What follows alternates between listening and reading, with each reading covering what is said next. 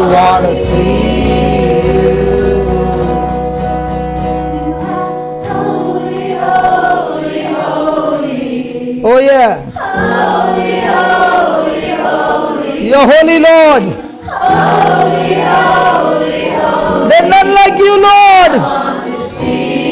I want to see you, Lord.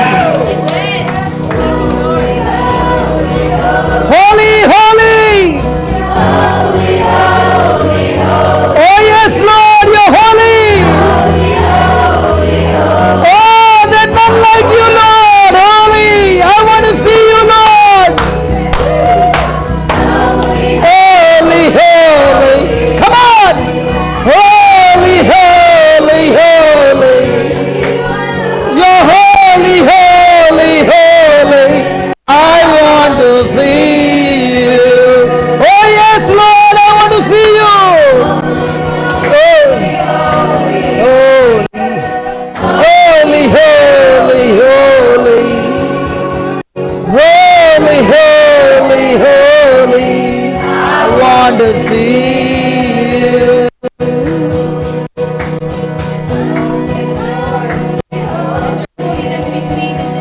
Holy, holy, holy. Holy. I want to see you, Lord. Oh yeah, yeah, yeah. I want to see you, Lord. Your glory, Lord, in this place. Your mighty power, Lord, in this place. Your mighty love, Lord, in this place. I want to see you, Lord. I want to see you.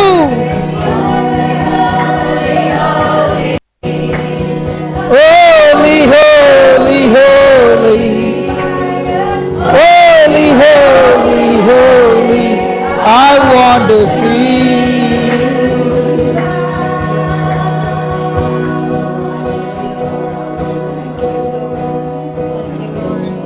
Can you sing that again, please? Open the eyes of my heart, Lord. Come on. Let's start, Lord. Open the eyes of my heart, Lord. The eyes of my spirit, Lord. Come on. Open the eyes of my heart, Lord. Yes, Jesus. Open the eyes of my heart. I want to see you. I want to see you. Yeah, Jesus. I want to see you. Open the eyes. Open the eyes of my heart, Lord. Jesus. Open the eyes of my heart. I want to see you. I want to see you. I want to see you. I want to see you. You have lifted up, shining in the light of your glory. Oh yeah.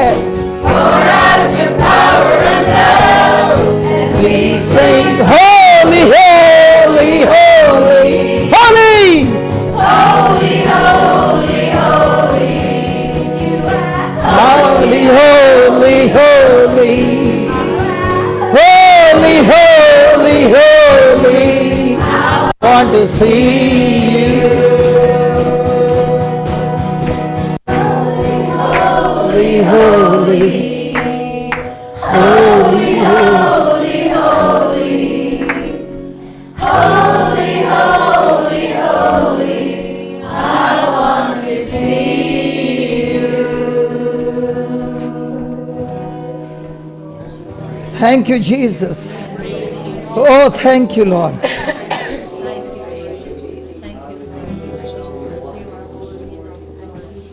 Thank you, Jesus.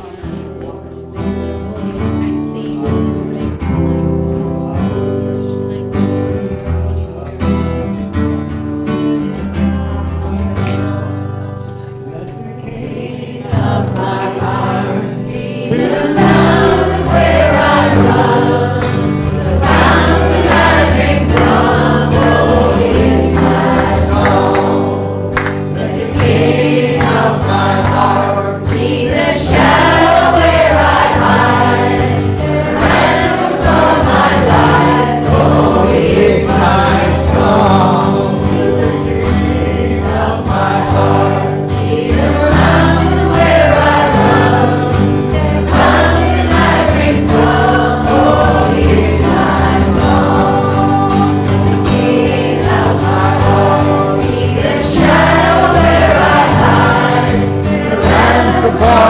life, oh, is my song. You are good, good, good. You are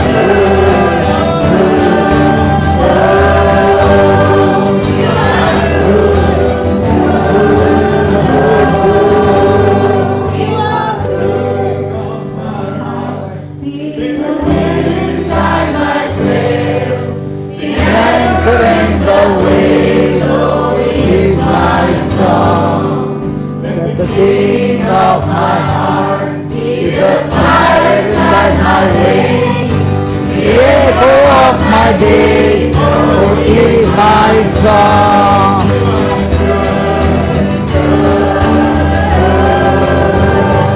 You are good, good, good, good.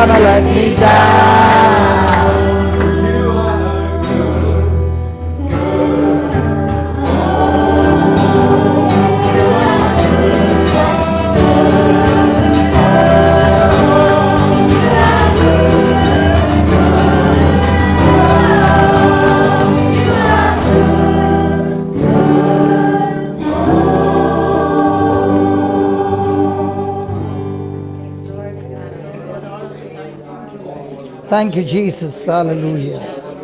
Thank you, Lord. You are never going to let us down, O Lord. Even when the night is holding on, Lord. You are the Lord who has set us free, O Lord. Romans, and I got to chapter 12 a couple of days ago. I read in chapter 12, verse 12, it says, rejoice in hope, be patient in suffering, persevere in prayer. But that part, rejoice in hope, caught me because, we often think of hope as being this sort of feeling thing that happens when we don't know if it's for sure it's going to go right and we're in the middle of a tough time. Then we hope. But it says here, rejoice in hope. Amen. Because a little bit of hope and God's great faithfulness goes a long way, doesn't it? Yes. Okay, here we go. My hope is built on nothing less than Jesus' blood and righteousness.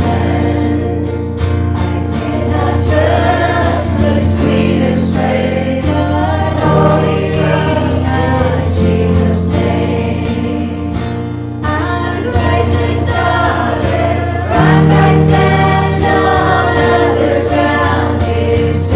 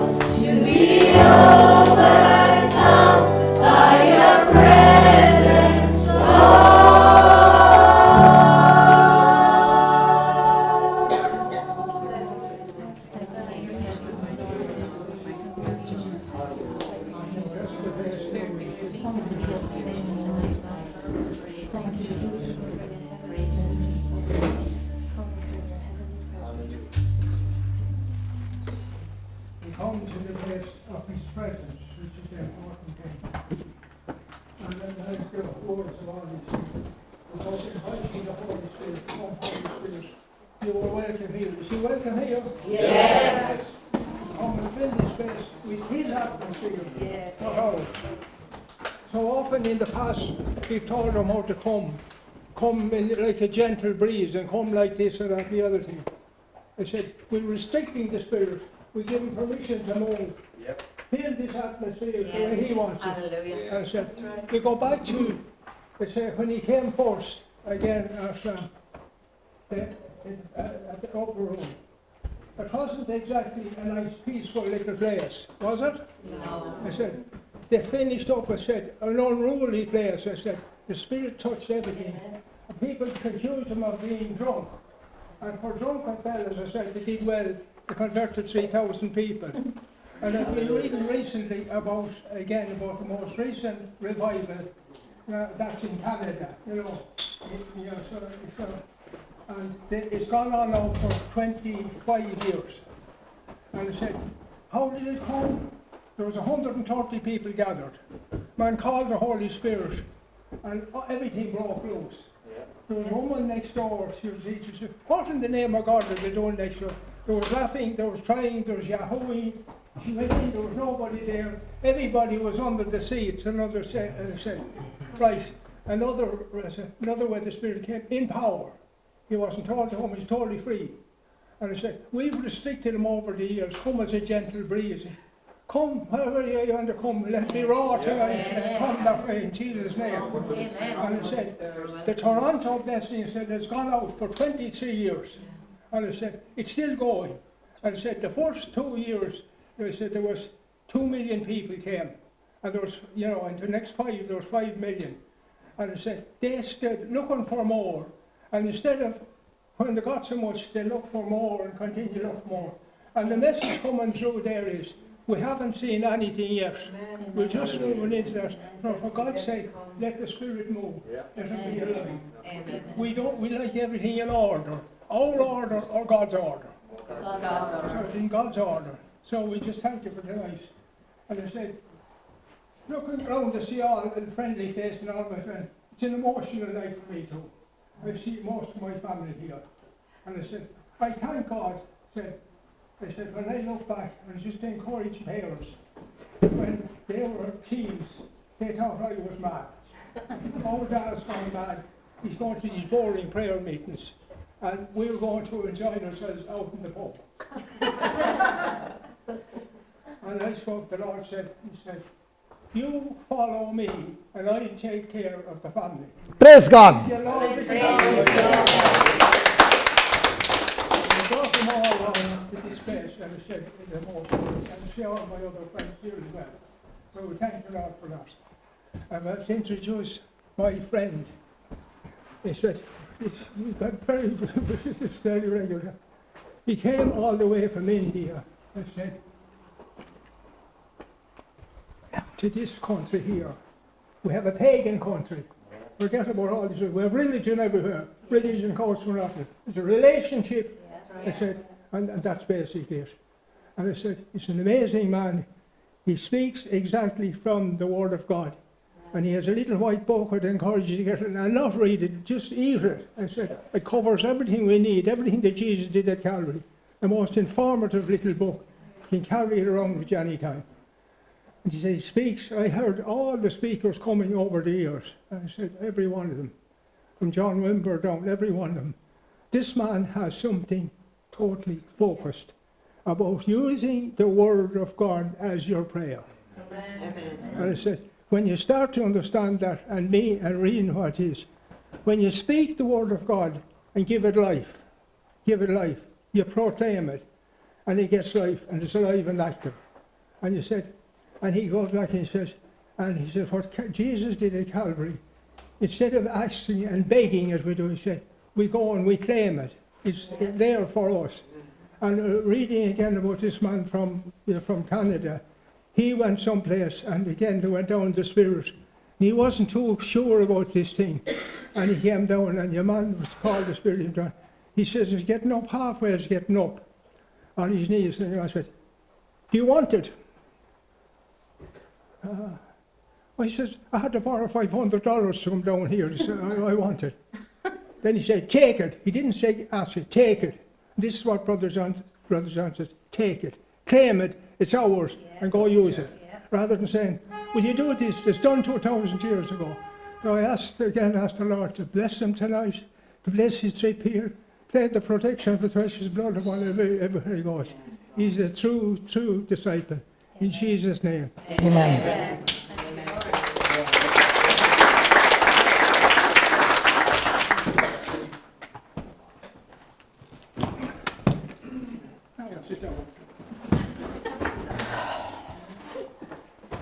Praise God. Hallelujah. Today we got an interesting, amazing message from the Lord. Praise God. Let's go to the Gospel of John, chapter 21.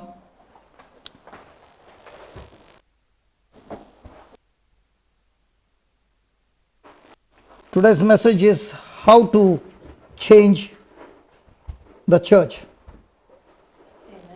Are we all the church? Yes. Hello? Yes. And Jesus is going to teach us how to change each and every one of us through his word. Amen? Amen. Does the church need to be changed? Yes. Do we all need to be changed? Yes. And we are going to study from Gospel of John, chapter 21, verse number 1 onwards. Are we ready? Yes.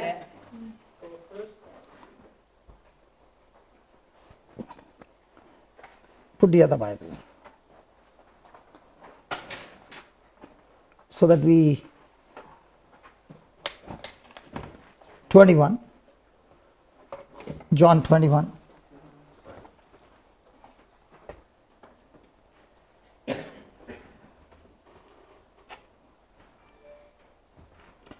verse number 1. Are you ready? Yes. After these things, Jesus showed himself again to the disciples at the Sea of Tiberias, and on this wise showed he himself. What things is he talking about after these things? Amal, be careful, don't touch anything. And is it going live? No, the internet is too low. Praise God. What things is he talking about? After these things, Jesus showed himself again. After the crucifixion, when he rose. After the crucifixion, he rose. And if you go to the 20th chapter, we will find Jesus meeting his disciples and saying in chapter 20,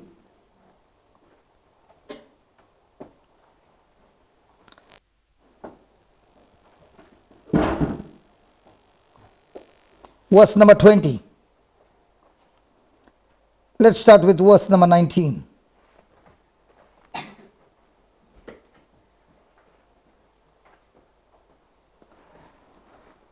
Then the same day at evening, being the first day of the week, when the doors were shut, where the disciples were assembled for fear of the Jews. Let's say we are the disciples.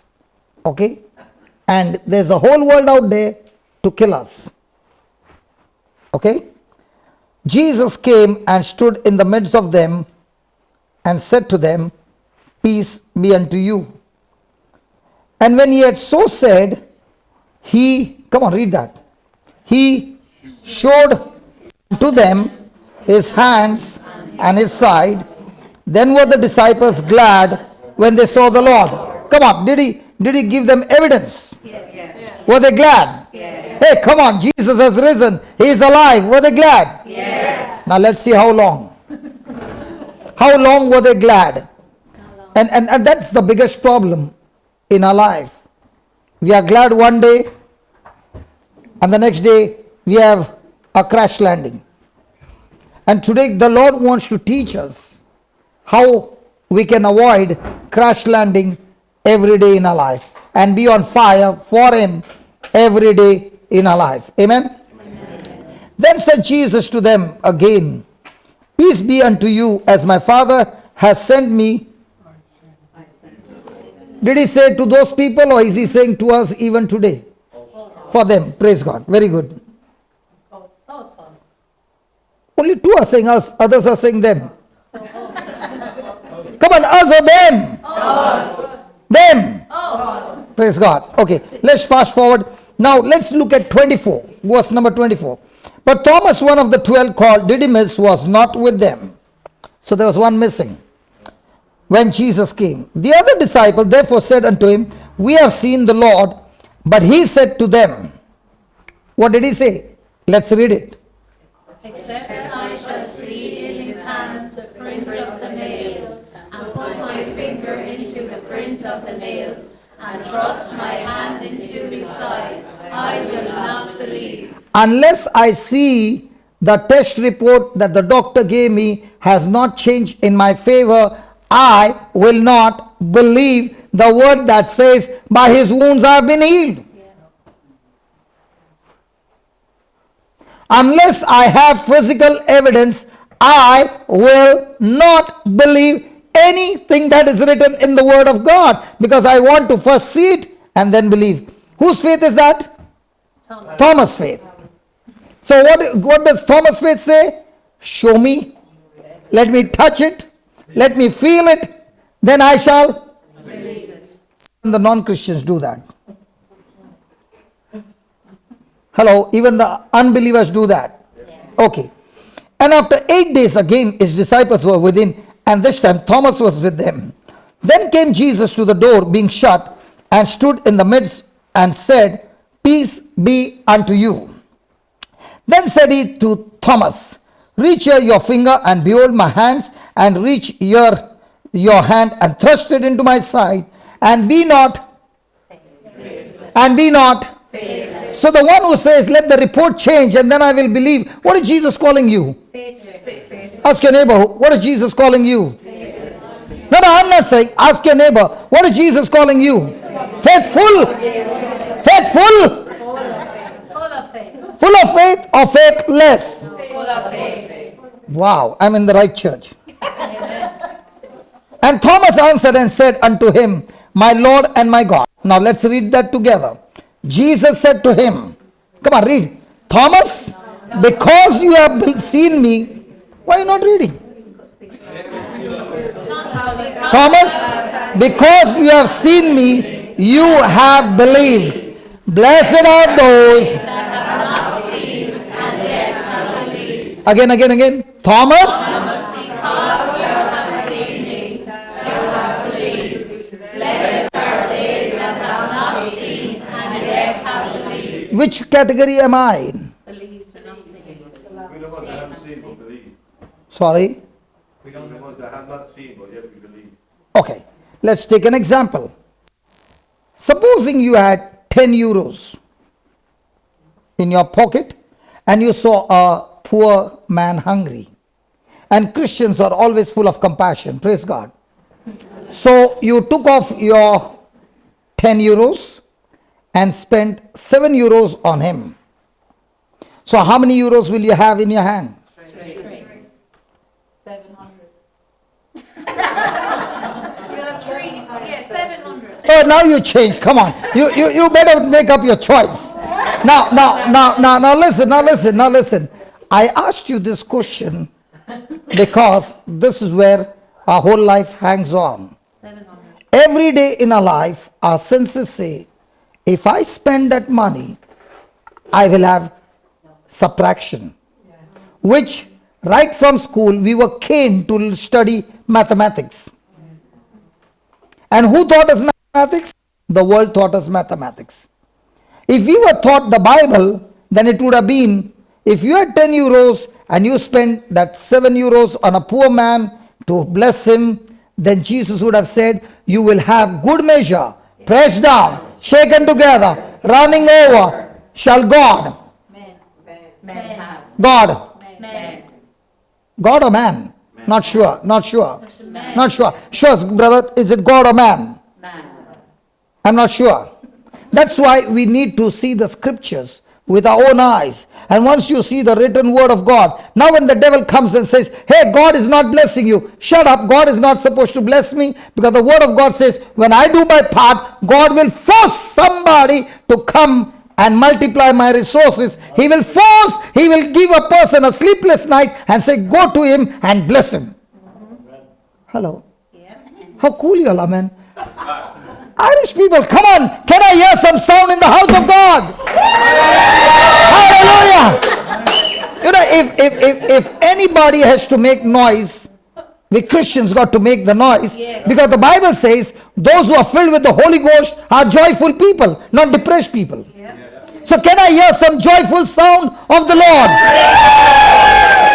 Hallelujah. Shall Lord God or men? Men. Give unto your bosom. So that's what the word believe says. I have no physical evidence, nothing at all. But Lord, if your word says, this is your system, this is your kingdom system, I will follow. Now, how many of you drive a car? Good. When you put the first gear, the car will go forward or back. No. You first put the first gear, then you pray the Psalms 91. And after you finish praying Psalm 91, then you say, Father, in the name of Jesus, this time, let my car go in front. Lord, please, let it go in front. Lord, let not reverse, but in front. Will you pray like that? No. Why not? Because you know it will go where you... Because you follow the system. If you put the first gear, it always has to go in front. In the same way, if you give in the kingdom of God, it always has to multiply. Oh, they did not like that. Hello. Sister, are you going? No, I just turned on the light. Oh, okay. Surely when the gospel is preached, the light has to be turned on. The gospel of light will shine inside your heart and all kinds of correction takes place and you're saying, oh my God, I was thinking I'm broken, but now I understand why I'm broken. I need to do first, take what's in my hand and use it in the kingdom, and when God sees he follows my system, he will open the gates of heaven and it shall be done to you. Amen. Will you open the gates of heaven? Yes. He doesn't need to do that. He has already opened it for you. When you follow the system, it comes by default. Can I ask you, you put on the switch right now and the lights came on. That means the county sent the power when you switched on the current, or was it always there? The electric supply was already always there. Only thing, the switch was off. In the same way, when I don't give, your switch is off, but God's supply is always on. Amen. Hallelujah. Thank you for helping me to explain. What's your name? Mary. Sister Mary, I thank you for helping me to explain this so very practically. Can you ask your neighbor, the switch is on or off? Switch on or off? Tell the person, switch on the switch, switch on the switch. No, listen. The switch doesn't get on by praying. The switch gets on by doing the word. Many a times we are champions in praying, but the switch is off. Now imagine, Mary had to sit there and say, Lord Jesus, I love you so much. Put on the switch, Lord. Put on the switch. He would say, that's not my job, that's yours. Hallelujah. So he's supposed to put the switch on in your life. Good, praise God. Okay, then. And many other signs truly. Okay, let's study that more. Thomas, because you have seen me, you have believed. Blessed, blessed, blessed, blessed. Say that, blessed. Blessed. What's the meaning of the word blessed? What's the meaning of the word blessed? Happy. Everything you need. Do you remember when God created man? What's the first word he said to man? Blessed. Correct. Why did he say that? Were there all the resources in the Garden of Eden? Yes. In abundance? Yes. Then why did God say that? If everything was there, why did God say that? Because They had to use what he gave them. He wanted them to know it was there. The word blessing means to be empowered to get God kind of result. God created the Garden of Eden When God blessed him, he said, listen, Adam, I've given you the power of creating. Now take all those seeds, and now you are my co-partner who is going to now create more Garden of Eden all over the earth. Amen. That's man's purpose on this planet earth. He's empowered for victory. He's empowered to bring supernatural, divine results in life. And when does that happen? When you are blessed. You are not on your capacity or ability. You are on God's ability. And Jesus says, anyone who wants to see this empowerment in action, he must start believing not things seen, but things what he has declared in his word, which is unseen. So what's your battle? Your battle is not how much you pray. Your battle is not how much scriptures you know. Your battle is not how much you sing. The battle is how much are you willing to agree to this promise, which has no physical evidence. The only evidence is the word of God. Amen. Amen. Hallelujah. Hallelujah. Thank you, Jesus. Thank you, Jesus. Thank you, Jesus. Thank you, Jesus. Thank you, Jesus. So are you blessed? Yes. Why? Because you believe things seen or things not seen. See, you just now somebody said, I'm blessed because the word says so. Yes, the word says so. But have you agreed with the word? And if you have not agreed with the word, the switch is off. Can I show you something more? Yes. Go to 2 Corinthians chapter 4.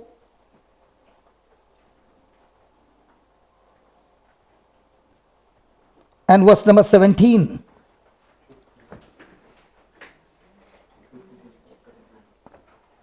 Let's read that. For a heavy, dangerous affliction. Now who is saying that? Paul is saying. Had Paul seen extreme afflictions? Yes. Was he whipped? Yes. How many times? How many whips? 39. How many times?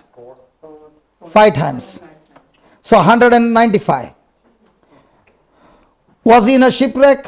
Yes. Was he stoned? Yes. Was he going through all kinds of persecution in the prison, outside the prison? Yes. Everybody coming against him? Yes. And what is Paul saying? He's saying the hardship that I'm facing is nothing, because I found a secret. And the secret is, for a light affliction which is but for a moment worketh against us. So if you get a news that you got from the doctor, a bad news, you are suffering from cancer, is it an affliction? Yes. Has it come from God? No. Because I heard somebody say today, God has given me because he wants to teach me. God doesn't need to use tools of hell to teach you. He has got plenty of tools from heaven. Come on, he has got his own. Praise God. So that affliction never came from God, it came from the devil. Even though it came from the devil, God can use the negative things for you and me and turn it around. And just like Joseph who said to his brothers, hey, listen, you meant it for evil against me, but God had a plan and he turned it for my good. Praise God. So the word says, this light affliction which is but for a moment worketh for us. So if it works for us, how many times do you find people who get a bad news are rejoicing? Rejoice in hope. Why are they not rejoicing? Because they believe in the negative. Because we have learned that cancer has power to kill us. But we have not learned the power within us is the greatest power in the universe. The same Holy Ghost who created the heavens and the earth, who raised Jesus from the dead, whose body was stinking Lazarus in the tomb for 4 days. And when Jesus said, come out, Lazarus came out. Did he come out? Yes. But did Jesus say, come out? Yes. He never said, come out. He said, Lazarus, come out. If he had to say, come out, all the dead would come out. So when he said, Lazarus, you come out, the others stay there. Hallelujah. Hallelujah. Hallelujah. we see one thing common in God, Jesus.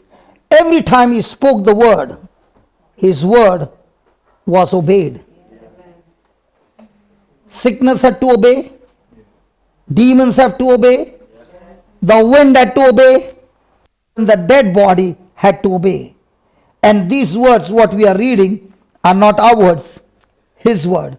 So things have to obey. So does cancer need to obey? Yes. But when did all these things happen? When Jesus spoke the word by faith.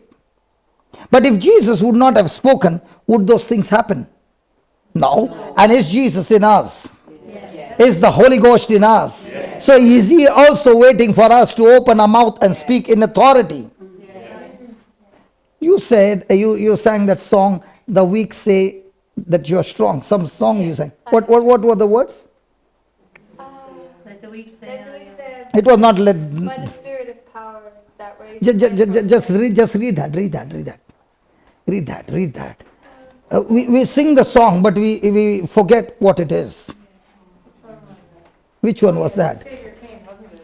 Yeah. Say, I have strength. Now say that. Now let the weak say. Now the weak say, I have strength, Why? by the Spirit of power that raised Christ from the dead. And where is this spirit of power? In us. So why are we always looking to heaven and saying, come back? Jesus said, when the spirit of truth will come, he will come and stay in you forever. Which one are you going to believe? Some tingling happening or he has come? Today it's not happening, he has not come. Oh my God. When Jesus said, the day he comes and stays in you forever. So has he got permanent residence in you? Yes. So are you going to go on tingling?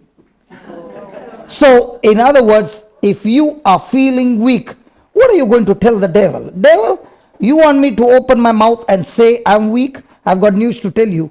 I will say I'm strong. And why will you say I'm strong? Because the Bible says you open your mouth and say you are strong, the Holy Ghost will do the job. Okay, have you ever been to a restaurant? Now you understood? Yeah. I understood how to change the words which you don't follow. Okay, now when you go there, the waiter comes. Let's say I'm the waiter. I'll give you the menu. You will tell me what you want from that. Or will you say something else? No, only from the menu. Okay. If you don't open your mouth, can I serve you? no. You have to at least point the finger and say, I want 1, 2, 3, something. And after you have placed the order, I will repeat to you. Is that right? You will say yes. And then I will take your hand and take you to the kitchen and say, cook yourself. Is it like that? No. I will go, and what are you doing? You're talking to your friend. You're enjoying your time. And what about the waiter?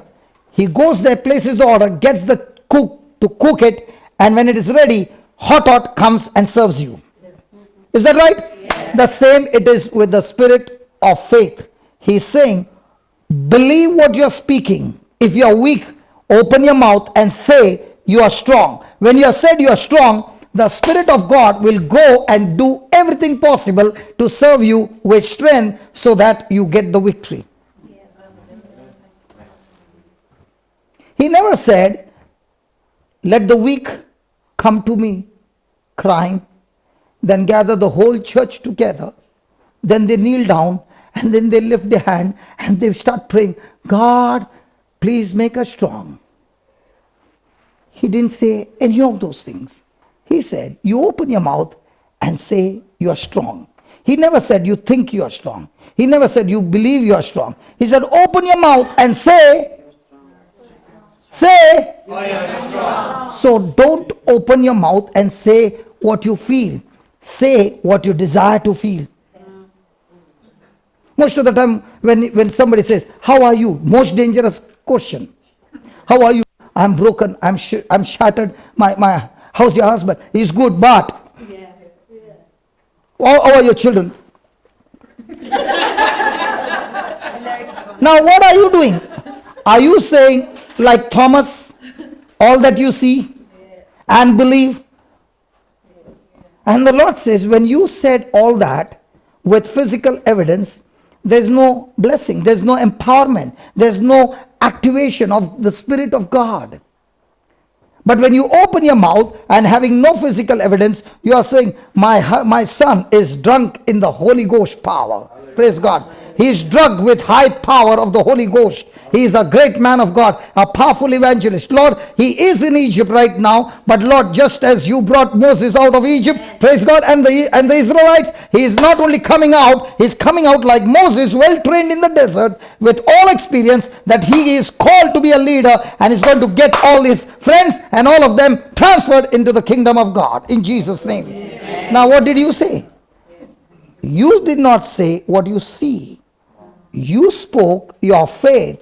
And when you spoke your faith with confidence, rejoicing, that's when the word of God says the Holy Ghost will get into action. But if you're saying your son and your daughter and this and that, now the spirit of faith is unemployed and the spirit of fear is in action, he will multiply your trouble. So most of the time, which switch do you on?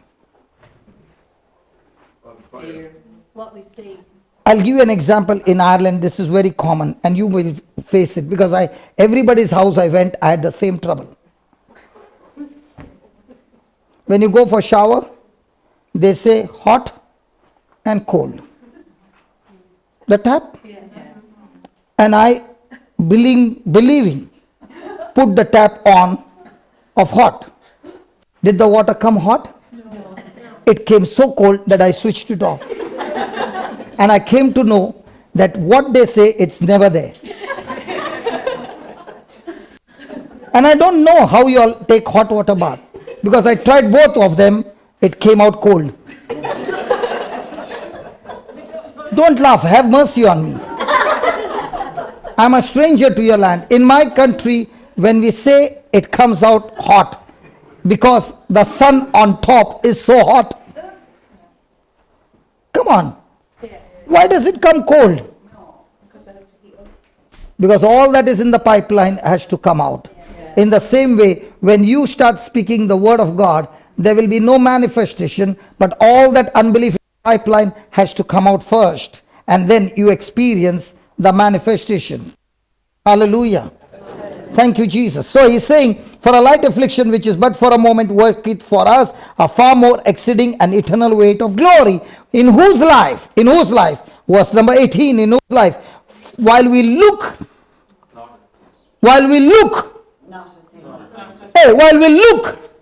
not at the things which are seen. So when the report comes and the report says this, oh, I'm not supposed to look at this report. Here is another report from Jesus. Hey, which one should I look? The one from Jesus. But most of the time, which report are we trained to look? The doctors.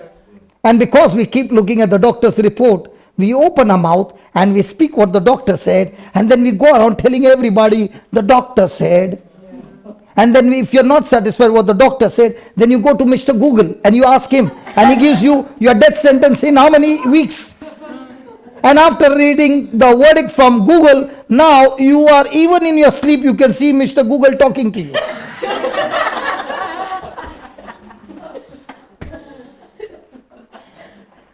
Hello? Is that right? That's how we get destroyed, because there's a knowledge of God and there's a knowledge of the devil. Any knowledge that contradicts God's word is not the knowledge of God. We saw it in the Garden of Eden. The only thing that brought a downfall for man was introduction of a knowledge that looked to be good, but it was a lie. When Adam and Eve decided to believe the lie as a truth, that's when they lost everything in life. Satan is using the same strategy every day in our life. And all that is challenging you is, come on, use your senses, reason out, and I will give you more and more information you want of your situations, circumstances, and the ways of life. But on the other side, God is saying, listen to what I say in my word, and everything will turn into glory. So what's the battle? How much you pray? No. Your battle is how much you believe. So when a person is not looking at things seen, but is looking at things not seen, is he filled with peace? Yes. Is he filled with joy? So how many times do you find in the midst of affliction that you are joyful and in peace?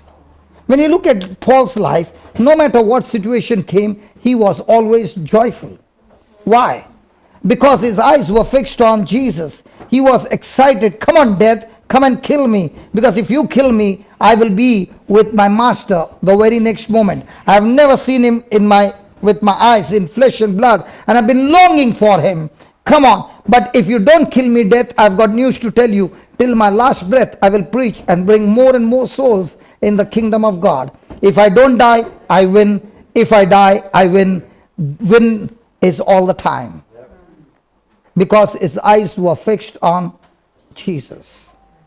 That's what he says. While we look not at the things which are seen, but at the things which are not seen. For the things which are seen are temporary, but the things which are not seen are eternal. Praise God.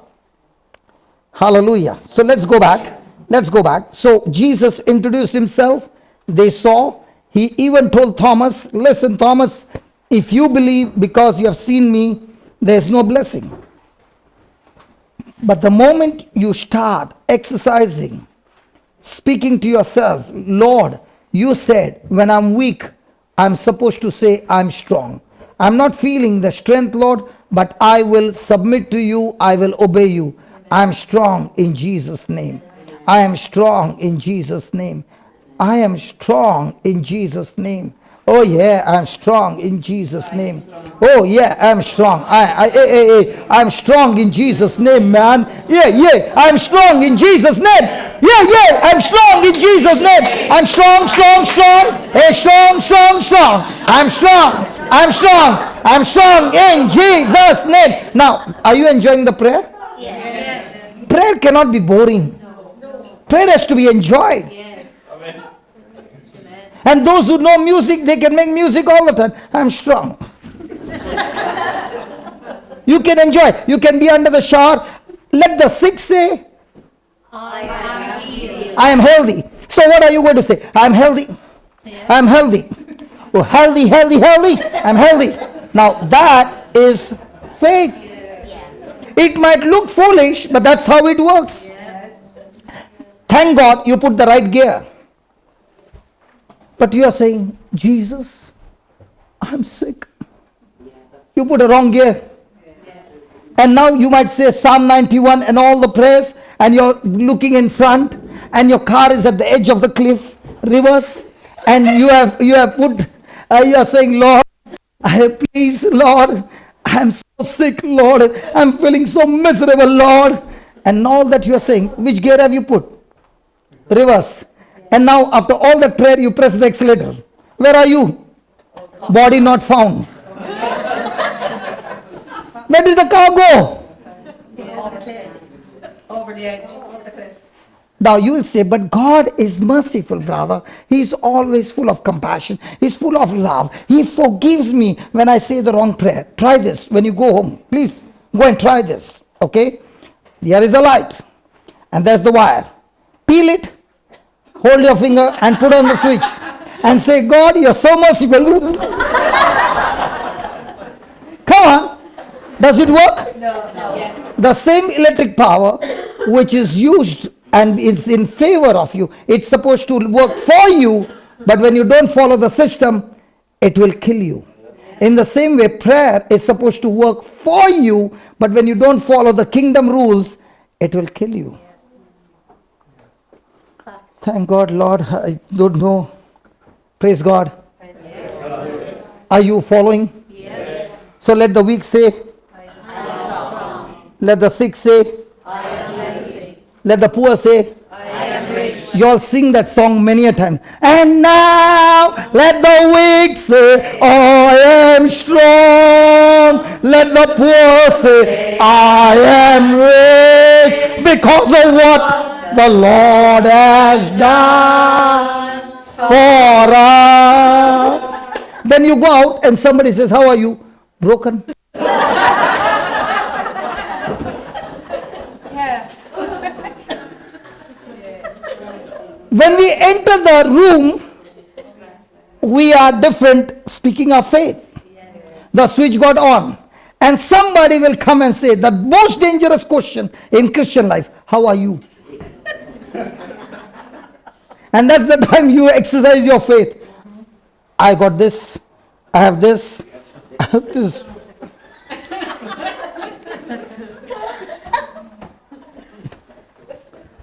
And then you begin to wonder, I fasted, Lord, for 40 days. But nothing's happening. Try that. You put your main switch off in your house and pray for 40 days whether the light will come on. Will it come on? No. But when you follow the system, that's why Jesus said, be a doer of the word. Yes. Hallelujah. Even the crow knows how to praise God. He's doing cry, cry, cry from outside. See? Praise God. Hallelujah. Yes. If you don't know to praise God, He knows how to praise God. Yes. Can I hear some shout in the house of God? Yes. Hallelujah. Hallelujah. Hallelujah. Hallelujah. Praise God. Amen. Do you know all this noise that you are making is how the Israelites would go on the battlefield, believing in faith? And that is when the enemy gets confused. The enemy wants you to be depressed. And you are saying, I'm not going to be depressed because the Lord told me and I know He is faithful to His word. And all I have to do is agree to His word. So is my enemy outside or is my enemy inside of my mind? In your mind. Whom are you fighting with? Yourself. Yeah. But most of the time, anybody married? Yes. Whom are you fighting with?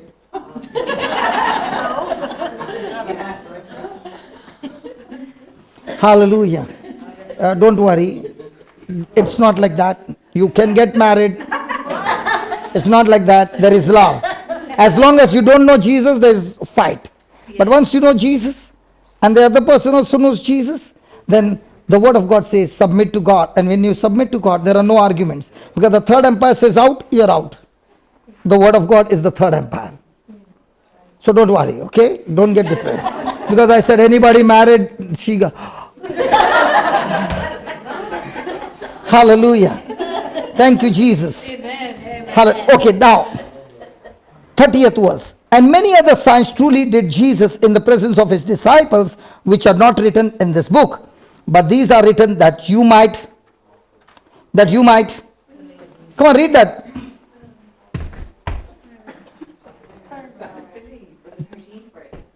No, I'm back to John 20. Go to back. Yeah. Can you scroll maybe? Yeah. Oh, 30. 31. Click somewhere. Okay, 31. Can we just say a short prayer for my brother Amal? His father has just gone to the hospital. That's why you are finding him running again and again. He's not a person to leave that laptop and go. Can we say a small prayer? Yes. Loving Father, we thank you, we praise you. Lord, there are so many battles that we fight, especially when we are in the war. And we are right in the battlefield, O Lord. There comes the news. Father, in the name of Jesus, you said when we believe in you, O Lord, and we trust you and the authority that you have given us, Father, in the name of Jesus, whatever affliction is coming against his dad, in his family, in the name of Jesus, we bind that spirit of infirmity. We curse it like Jesus cursed the fig tree and it died from the root, O Lord.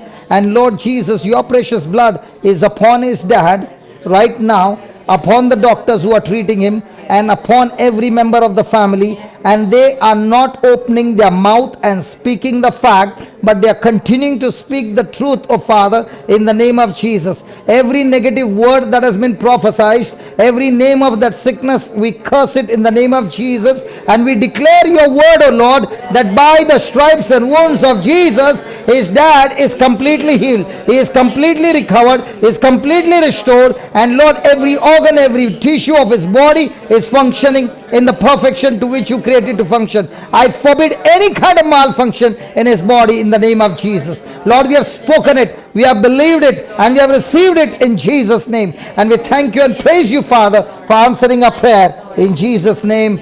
Amen. Well, let's give the Lord a big hand of praise for that.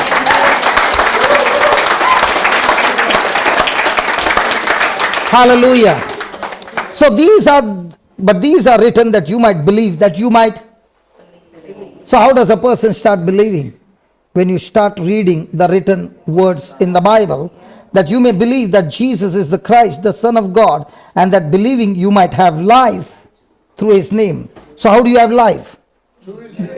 By believing. Okay. Now, here we go where all the problem starts. 21st verse. After these things, Jesus showed himself again to the disciples at the Sea of Tiberias. Thank you. And on this wise showed he himself.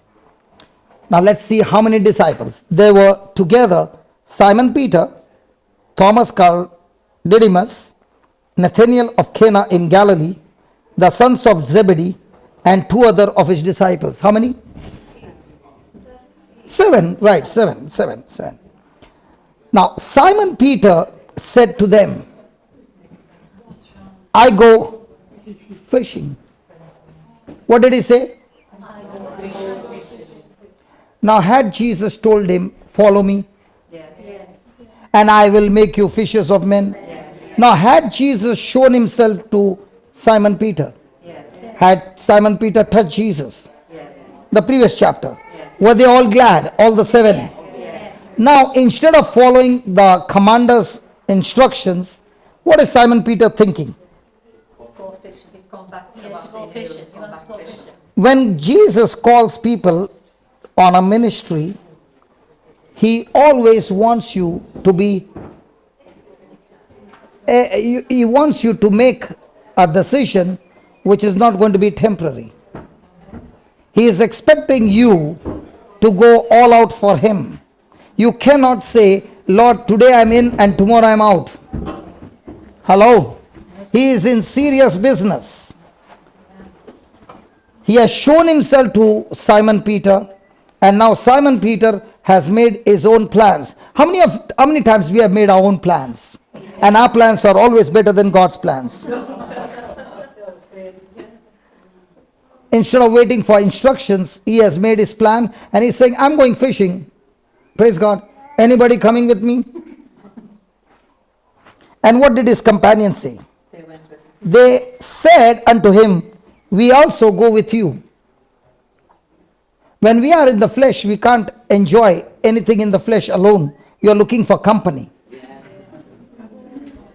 Hello. When you are in the spirit, you don't need company. You are enough because your companion is the Holy Ghost and you're all the time satisfied. But when you're in the flesh, you don't get satisfied. And that's why you're looking for company. And now the company says, we are coming with you. They went forth and entered into a ship immediately. How quick was that decision? Praise God. When Jesus tells you to go from here to that place, Lord, I will let you know.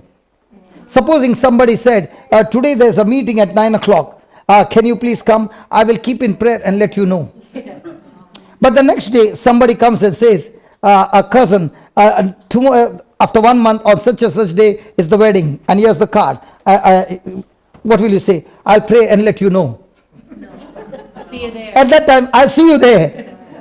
Come on, how come for the wedding you don't pray? And I'll let you know. When it comes to pray or anything of the Lord, I'll let you know. So they got into the ship immediately that night and they caught nothing. That's what Jesus wants to tell us.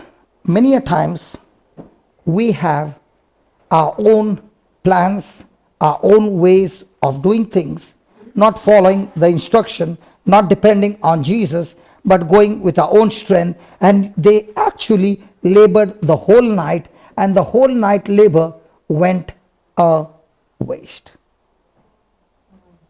And when it went waste, they were so much.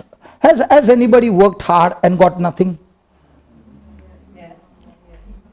And when you get nothing, are you tired?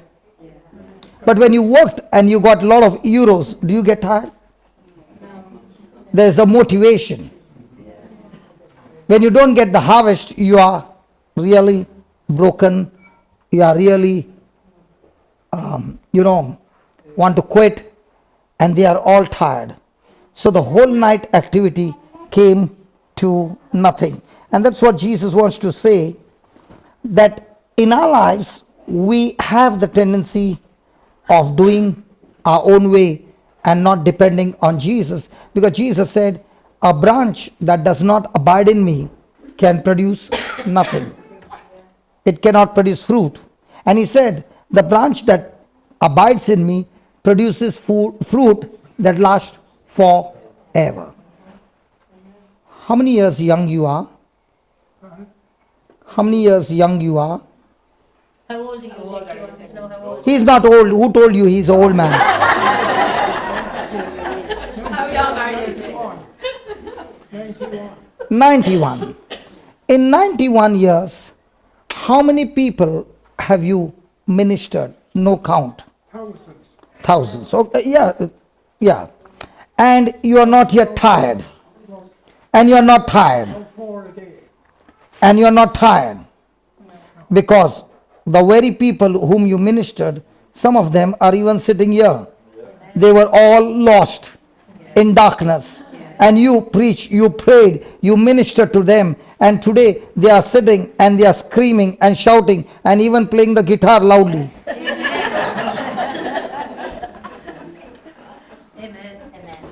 Now, the fruit that you labored for, a day will come when you are gone, I am gone, we are all gone. But let me tell you, the fruit that you bore, you will take that fruit to heaven.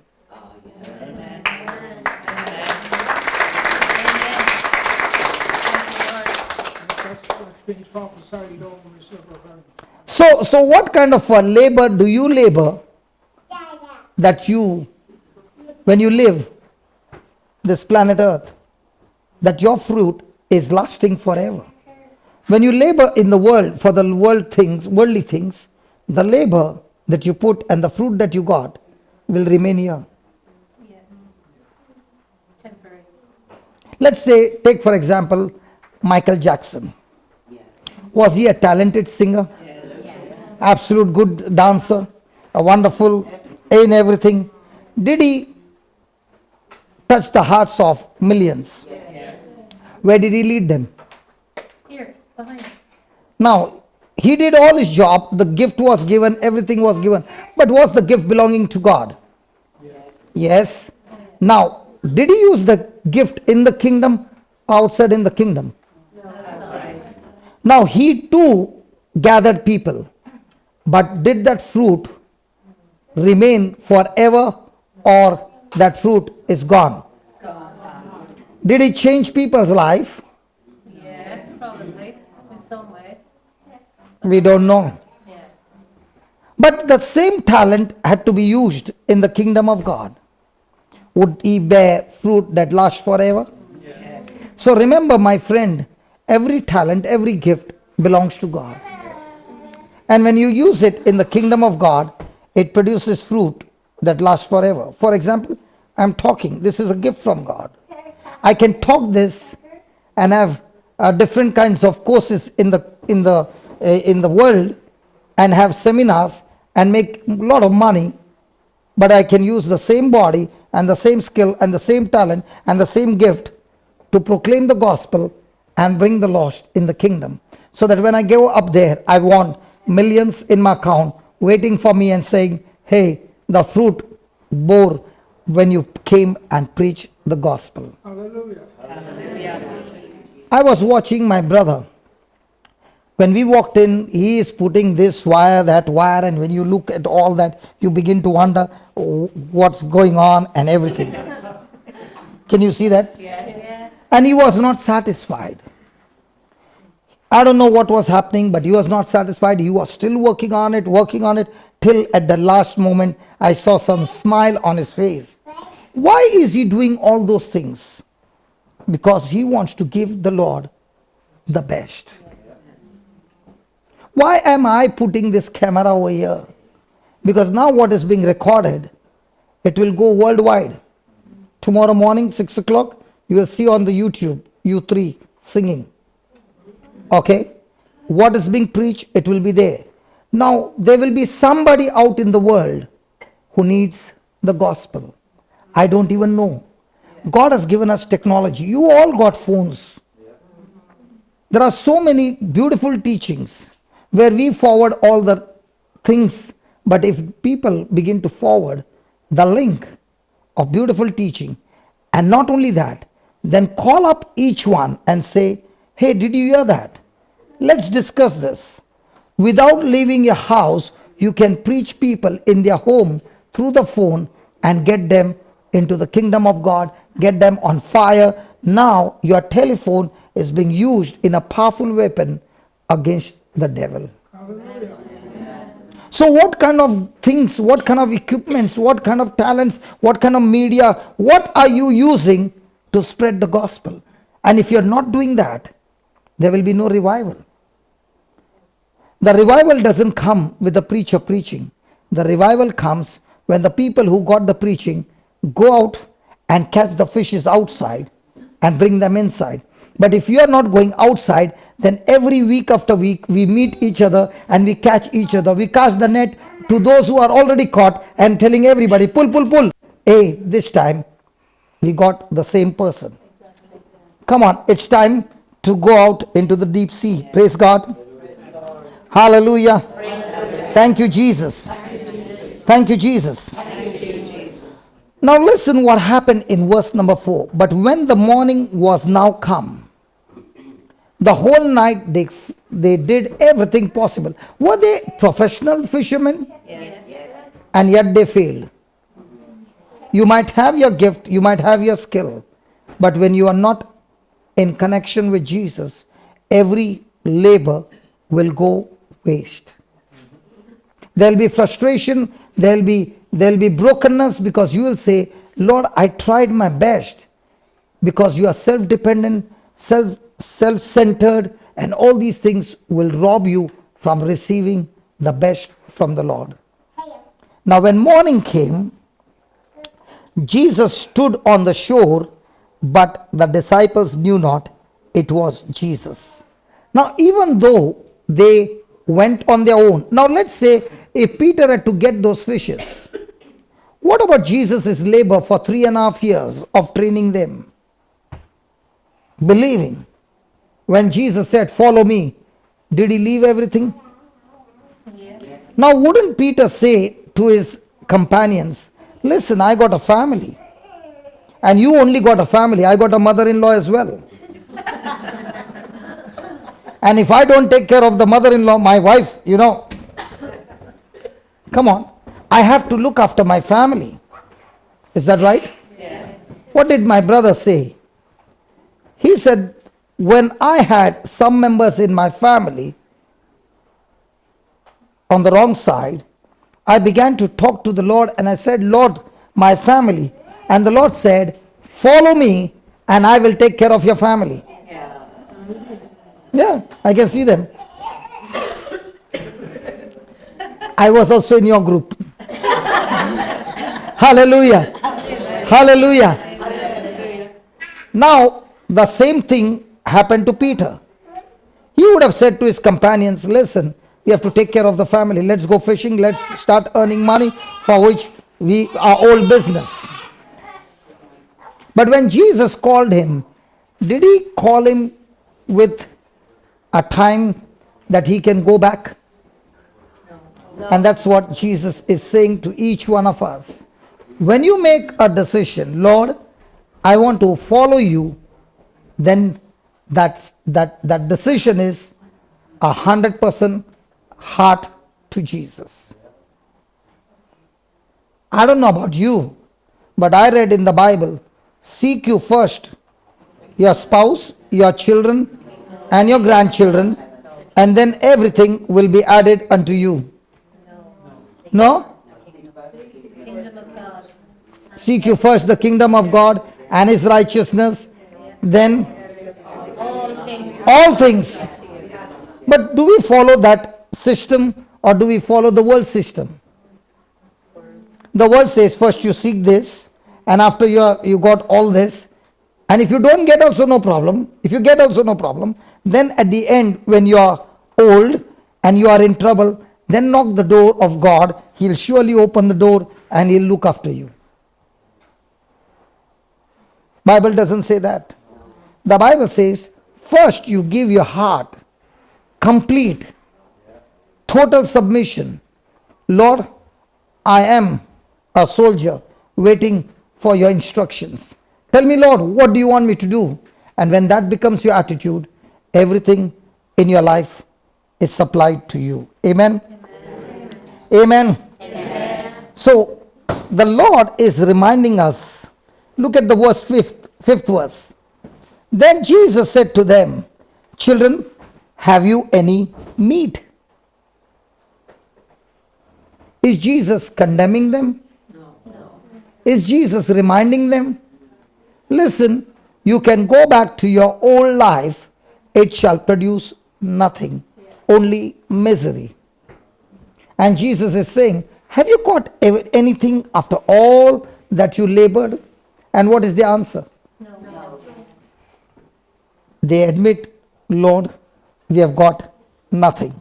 Amen. Amen. Hallelujah. Hallelujah. So when we walk in the flesh, are we always going to fail?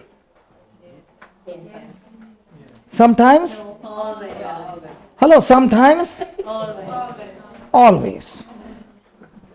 But the problem is, when we are walking in the flesh, the result doesn't show up on that day.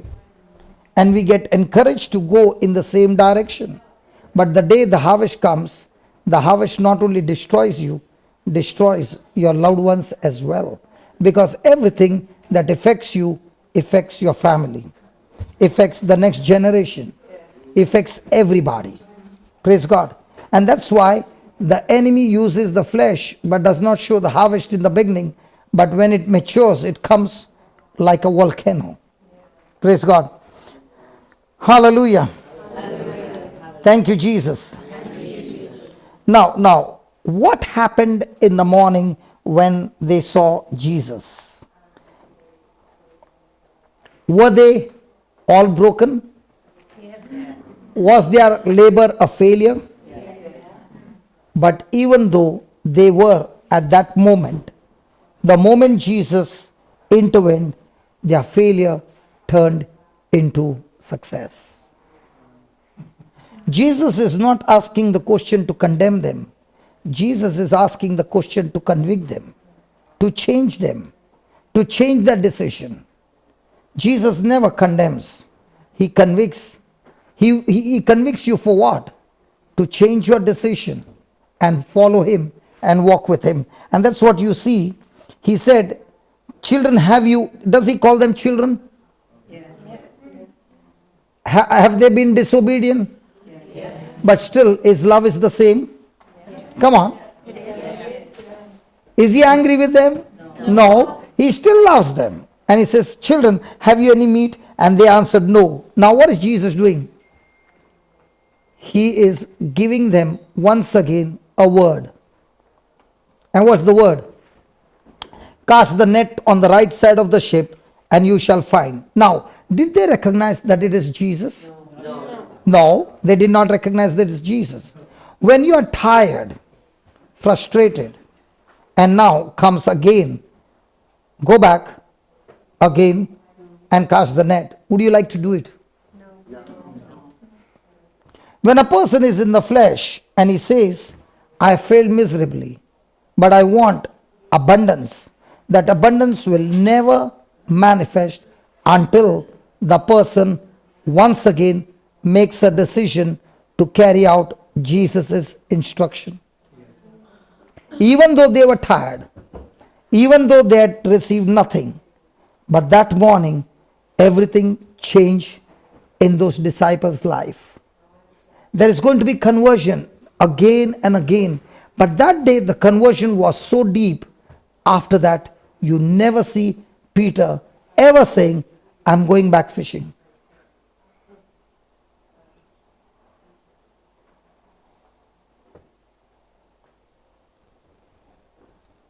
That morning was the day for all of them when they made a concrete decision. Lord, we are willing to die, but we will follow your instruction. When he said, cast the net on the right side of the ship, and did he say only cast? He also prophesied and said, you shall find. And they said to Jesus, they said to the stranger, we are so tired, we will cast the net tomorrow. And they came to the shore, crying and weeping, and they went to their house. No. What is it saying? They cast their They cast the net. So was it a challenge? Yes. So was Jesus challenging them to show them what was the reason of their failure?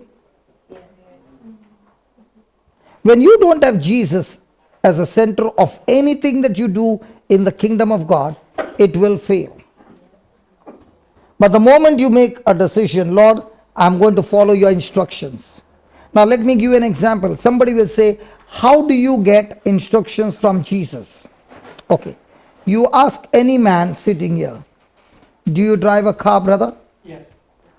Do you submit, obey the instruction of the lady who sits in the car with you? Don't laugh. No, not this lady. Not this lady. She's so happy. No. I guarantee you, not this lady. The lady who is the GPS lady. Oh. When you are in no man's zone and you don't know the road to come back and you're lost at midnight and you put that GPS on and the lady says, take a right. And this lady is sitting in that same car and she says, take a left. You got every right to keep your mouth shut. Because whatever you spoke will be taken into account when you go home. Now, which lady will you follow the instruction? The GPS. You are very strong and bold. Why do you follow the instruction of the GPS lady? Because she knows where she's going. Because you have tried it before and she has brought you back home. Even at midnight you might feel sleepy, but you don't find her sleepy. Praise God. So if you have been trained to follow her instructions, in the same way the Bible is your GPS, where Jesus speaks to you through the written word and says, just follow these instructions. You might look the first class foolish in this world, but the day you reach the destination, it will never be your destination. It will be God's destination. And let me tell you, that destination will be so great that it's beyond your capacity, beyond your ability, beyond your effort. It's all supernatural, divine. And that's why when Jesus told them, cast the net did not get filled with small fishes only. The harvest that they got, they began to realize it has to be the Lord. Amen. Your harvest in your everyday life will every day be supernatural. Why? Because you are following the GPS of heaven. And what are the other GPS coming in? All the other GPS are coming in and trying to use your senses to reason out, to say no to this and yes to that. And that's the battle. And that's what you see that morning. Jesus is asking them to do that because he wants to show them the reason why they failed. Amen? Amen. They cast therefore. What for? Because Jesus said. Why are you doing this? Because Jesus said. Why are you not giving back? Because Jesus said. Why are you going on forgiving? Because Jesus said. Why are you not asking for justice? Because Jesus said. Why are you not retaliating? Because Jesus said. Why are you not fighting back? Come on. Jesus said. Therefore, and now they were not able to draw it for the multitude of fishes. Can you imagine? That was the harvest that they had never seen in their lifetime. The whole night labor, nothing. One instruction from Jesus and everything has changed. Now when they see those fishes, are they interested in the business anymore, or are they interested in Jesus? When you see the harvest that comes, you are no longer interested in your business. You will leave everything and say, Jesus, I want business with you. I am willing to follow you to the very end of my life. Praise God. Even if it means to die for you. Praise God. Hallelujah. Thank you, Jesus. Thank you, Jesus. So, when Jesus said, cast the net on the right side of the ship, was that a command? Did they submit to that command? So what does obedience do? Obedience will always bring supernatural manifestation of God's glory. And the real challenge is not how much I pray. The real challenge is how much I obey. So you will say, brother, why are you all the time saying, how much I pray, how much I pray? Listen, there is a particular glue called araldite. There are two. One is the hardener and one is the glue. If you use one, it doesn't stick. You use the other tube, it won't stick. But when you use both together in the right proportion, it cannot be separated. Faith and prayer, they go together. But when there is no faith and you're praying, it will never work. Prayer cannot make faith work. But faith that comes from the word of God and you open your mouth, now faith will make prayer work always. So when she was singing, let the weak say, I am strong, and you are praying, Lord, I am so weak. Lord, please help me. Is it faith prayer? No, it's a wrong system. Because you did not follow what he said. He said, open your mouth and say, I am strong. But now you are saying, Jesus, you said, let the weak say I'm strong for what you did for me on the cross. So from now on, I'm going to say, I'm strong. Yeah, I'm strong. Now, did you follow his instructions? Yes. Now, will the harvest come? Yes. Guaranteed. So every time you open the Bible, take those instructions and say, it's written there, Lord, and I'm going to follow it. I might look the biggest in the town. Might be I'm the only person following. Doesn't matter. But the day the harvest comes, it's going to... Did Joseph follow the instructions of God? Yes. Did he become the governor? Yes. It looked like he was all the time getting demotion for obeying the Lord. But God was preparing him in the midst of all those trials so that when he would become a governor, he is well equipped to take pressures of life and responsible, and now he became the excellent governor that saved not only his family but people around the world. Amen. Amen. Amen. Amen. Hallelujah. Hallelujah. Thank you, Jesus. Thank you, Jesus. Thank you, Jesus. Thank you, Jesus. Praise the Lord. Praise the Lord. So what is the first thing that we learn when Jesus gave them the instruction? When he said, cast the net on the right side of the ship and you shall find. So, is Jesus alive? Yes. So, is he alive even now? Yes. But weren't they having a doubt? Yes. So, when Jesus spoke those words, he was proving to them, I am the same Jesus in flesh and blood who was before the crucifixion. I have been risen, but I am the same Jesus. I have not changed. Hallelujah.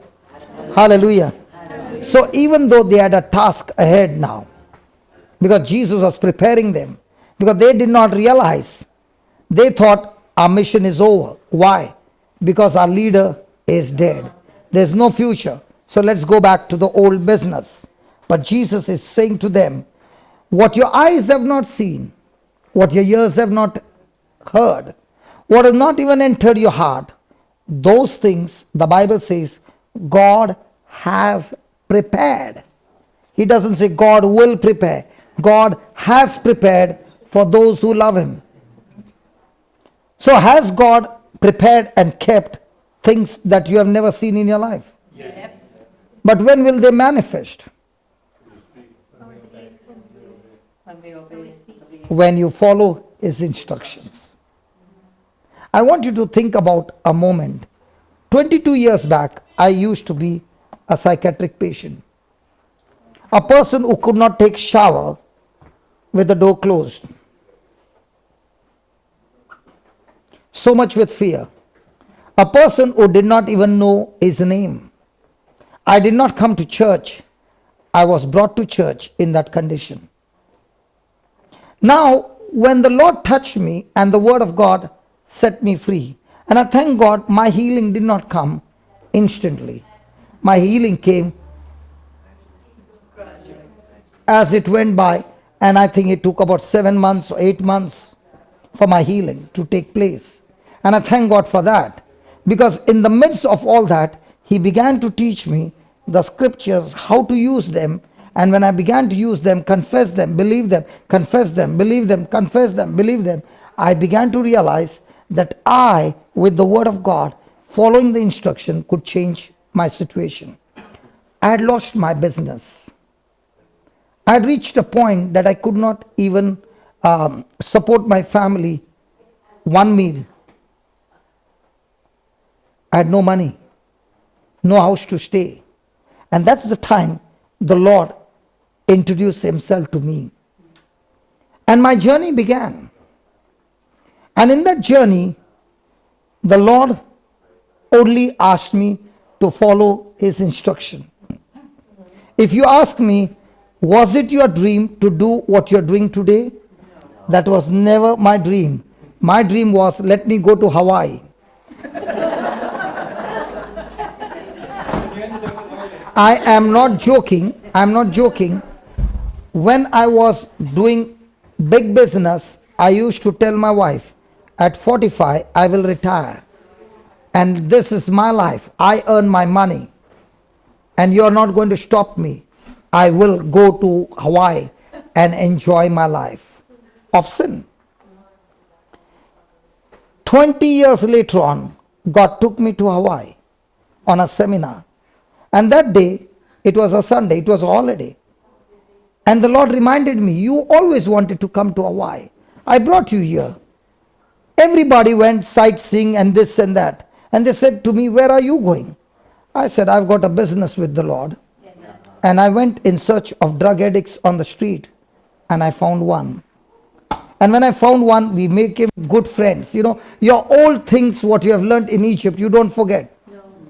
Are you following? Amen. Hello, are you following? Yes. It comes handy to find the other person. Yes. Hello. So we became friends and we began to talk and and then I said, where are you going? He said, I got a person that I've got some work. So I said, what work? He said, to clean up the garage. So I said, I will come. He said, no, I will not share. He would get some dollars. I said, listen, let's make a deal. I work with you and I don't take a single dollar. Let's go together. We can share the work. And we went to the house where this lady was Jehovah's Witness. So she asked me, hey Indian, where have you come from? And what are you doing here? And I said to her, I've come for this seminar, which is going on over there. And I've come to attend this seminar. So what are you doing with this brother? I said, it's all love of Christ. Then I said, let me share with you my story. And I began to share my testimony. And it went on for 3 hours that we cleaned the whole thing, carrying boxes, sweating and all that.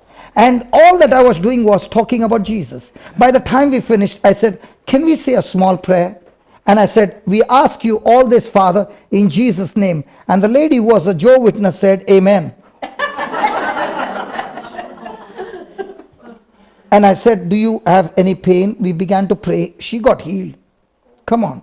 And I said, God, my Hawaii trip has become so fruitful. Then I told this brother, I want to meet the gang. He said, we meet in the evening.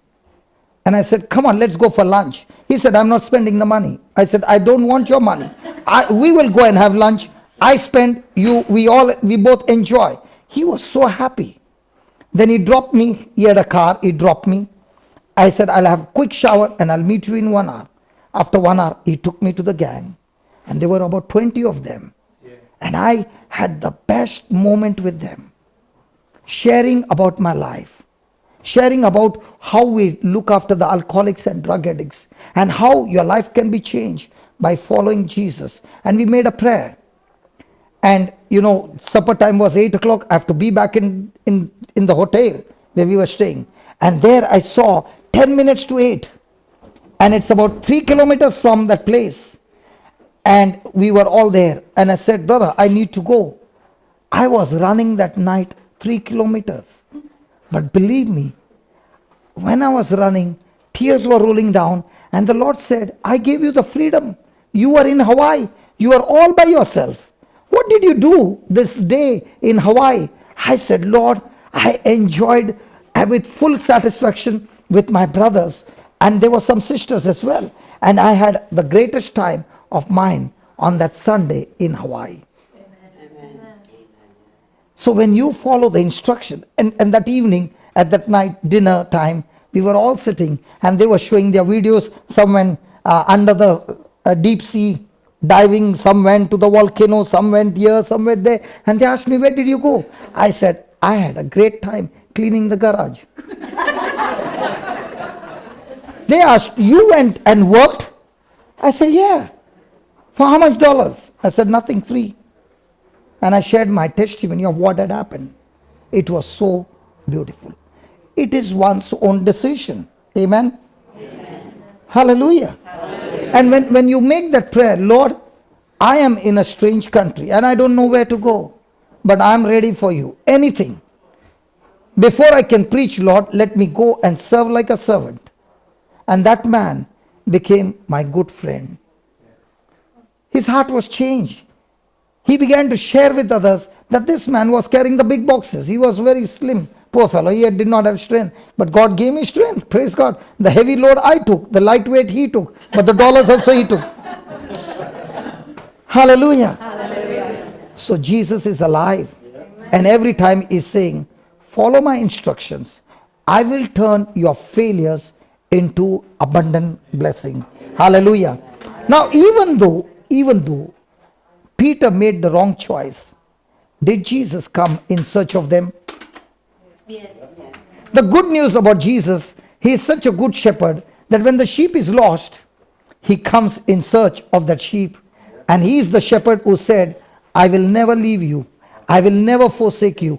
I am with you. I am in you till the end of time.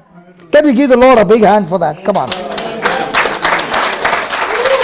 Hallelujah. Hallelujah. Is he the same Jesus who is seated at the right hand of the Father? Yes. Is he still there, not leaving us, not forsaking us? How? He is the one who is making intercession, seated at the right hand of the Father. Praise God. And that's what Hebrews chapter 4 says. When you come to the throne of grace, come boldly and confidently. Why? We have a high priest seated at the right hand of the Father, who was tempted in every way, but did not give in to temptation. That's why, come to the throne of grace, because he's seated there. He's talking to his Father, interceding for us, so that we can receive mercy and grace in the time of our need of help. Jesus is alive. He has finished his ministry on earth, and he sent another person for us, the Holy Ghost, who is with us, in us. But he said, my ministry is not yet over. I am seated at the right hand of Father, and I'm still praying for you. Praise God. Praise God. Hallelujah. Hallelujah. Now, even though they did not get anything, did Jesus allow them to go with failure? Their circumstance looked like a big failure. But Jesus is saying, I control and I'm able to change any circumstance of your failure into success. Even though you tried all your means and it failed, the moment you turn around and come to me, he says in verse number 6, look at verse number 6.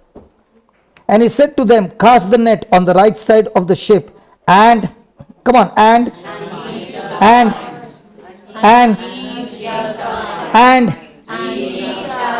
you know what Jesus wants us to do? When they were lowering the net, did they ever think that in that net they would catch a fish? Who was a professional? One was a carpenter and the other one were professional fishermen. Who is supposed to give counseling about fishing? The fisheries. And what was the carpenter's son doing? Come on. What was the carpenter's son teaching them? When you trust me, even though you don't see those fishes, the moment he spoke, cast that net, the fishes were out there deep, the big ones. They heard Jesus' words and said, we better get into the net quickly.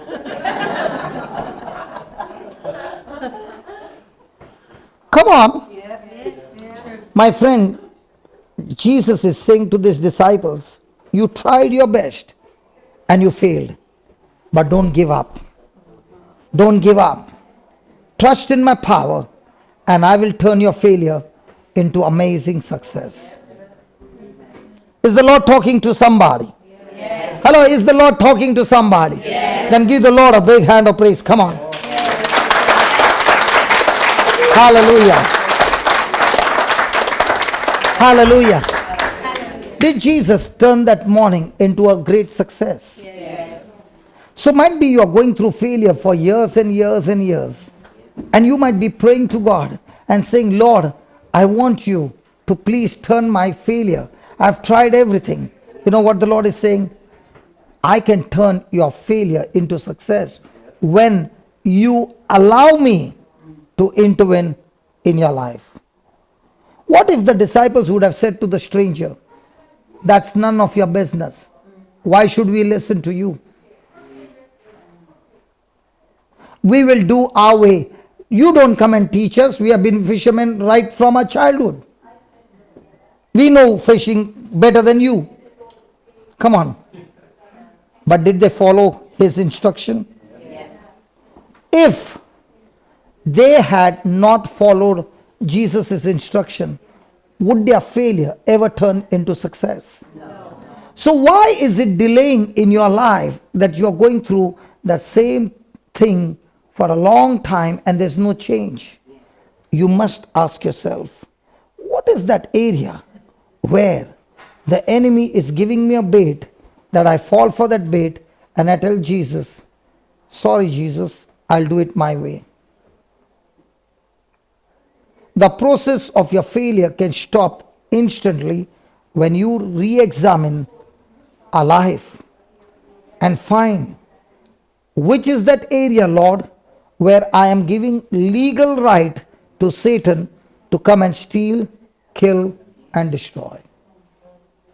Jesus, you came to give me life, but I can follow that life. Here is an example. In the morning, everything changed.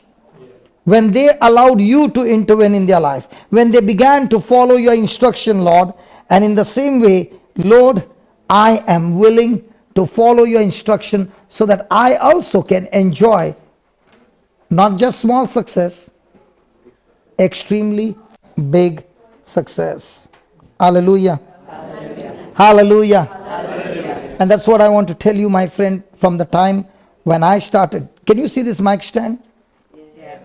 I did not have money to buy a mic stand. And there were others who were there who wanted to make an album. God is my witness. We would go to work and come back after work. And we would be in a small room. And the musician, the organ was borrowed. The mics were borrowed. Everything was borrowed. And nobody takes me in the singing ministry.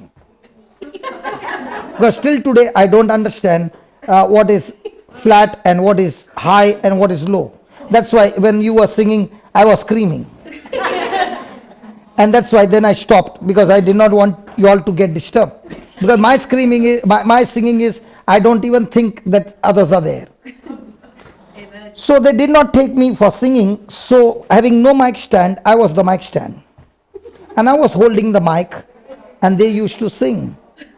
And God is a witness, the man on the headphone who was doing the recording on the computer would say cut. And the reason he would say cut is because my hand would move. And he would say, brother, you just moved your hand and cut.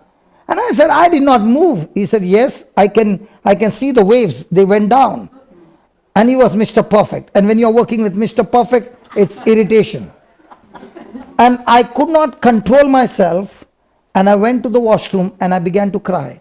And I said, dear Lord, we want to do something. We don't have the resources. And he said, look behind. And there was a mob. He said, why don't you take this mob, tie it to a curtain rod, and tie the mic, and you can do the recording. And I said, okay. So I tied it to the curtain rod, and that's how we recorded our first album. Never sold a single copy. Not because, listen. Not because it was not good. Because I understood right from the beginning, what you have freely received, freely you shall give. I remember making 5 copies, 10 copies on my computer, putting in my money, finding people who are in trouble. And when they would listen to those songs, they would get healed. Never sold a copy. Now when I look at this mic stand and every time I touch, it reminds me that Lord who picked me up from there, and today the equipments are so much huge equipments, huge things. God just began to multiply. Why did it happen? Because there's one thing, you got to get addicted to the Word of God. If somebody says, who are you? I'm addicted to whom? To the Word of God. Because listen, some people will say, when you are addicted, I am a Catholic, okay? So when you say I'm addicted to the Word of God, the next question says, is he a Catholic? Because I don't know about you, but the Word of God says in John 1, in the beginning was the Word, and the Word was with God, and the Word was God. For me, the Word is God.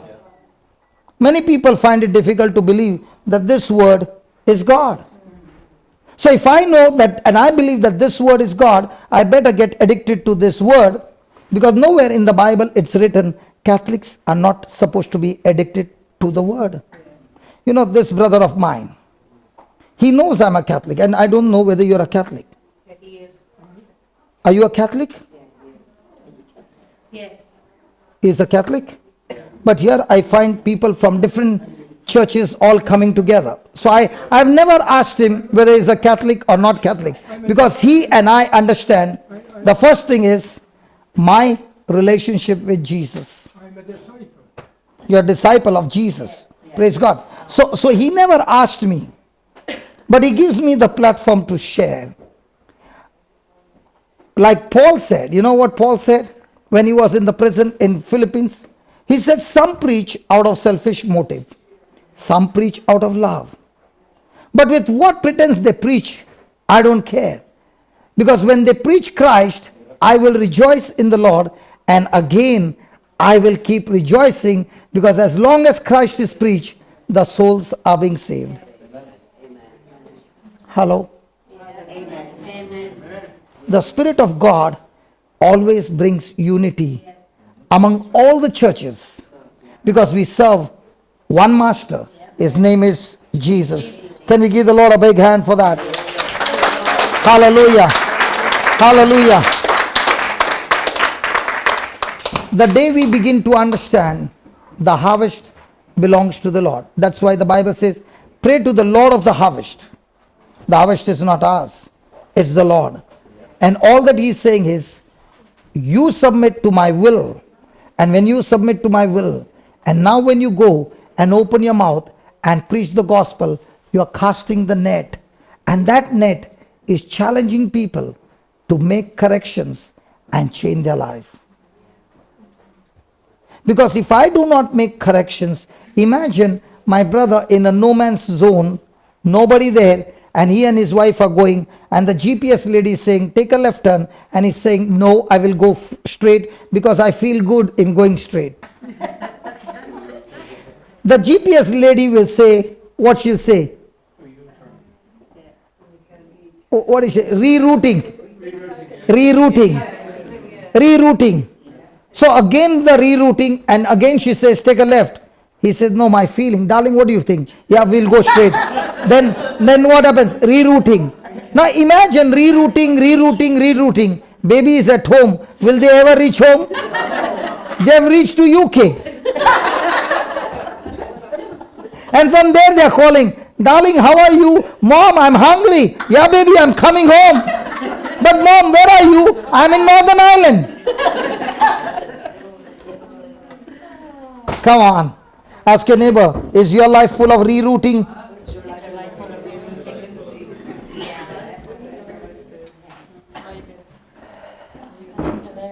Can we continue?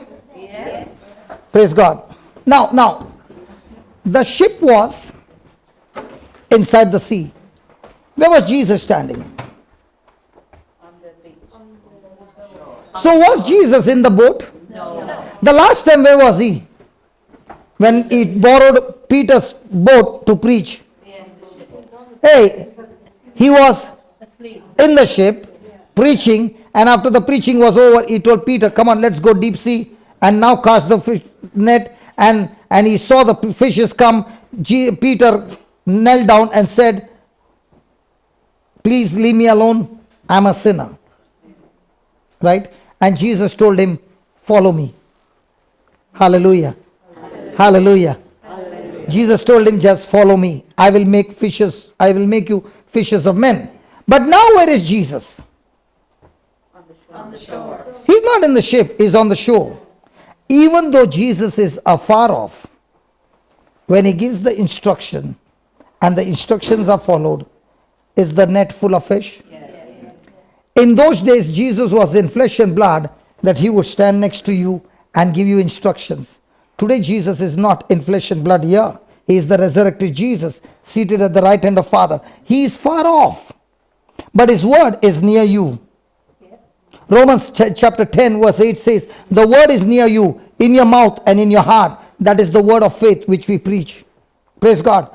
Even though he is seated out there, but when you open your mouth, believe that word and speak it out, that same Jesus' instruction does the job even today, even though he is seated at the right hand of God. Hallelujah. Amen. Hallelujah. Amen. Thank you, Jesus. Thank you, Jesus. Thank you, Jesus. Thank you, Jesus. Thank you, Jesus. Did he meet their needs? Yes. Seated where? So is that same Jesus saying that if you follow my instruction, all your needs shall be met? Yes. And that's why Paul says, my God shall supply all my needs according In Christ Jesus. through whom? Christ. And where is he? At the right hand of the Father. But is that supply still being met because of him? Yes. And that's what Jesus wants to show his disciples. Listen, today I'm at the beach. There will be a time when I'll be taken from this earth. But my word will be with you. And every time you intervene, every time you follow my word, even though there have been failures, even though there have been problems, I promise you, following my instruction, you shall have every supply for everything that I've called you to do. Hallelujah. Hallelujah. Hallelujah. Thank you, Jesus. Thank you, Jesus. Thank you, Jesus. Were these people the same fishermen who were professional? Yes. Even though their skills failed? Yes. Come on. Yes. All their labor failed. Yes.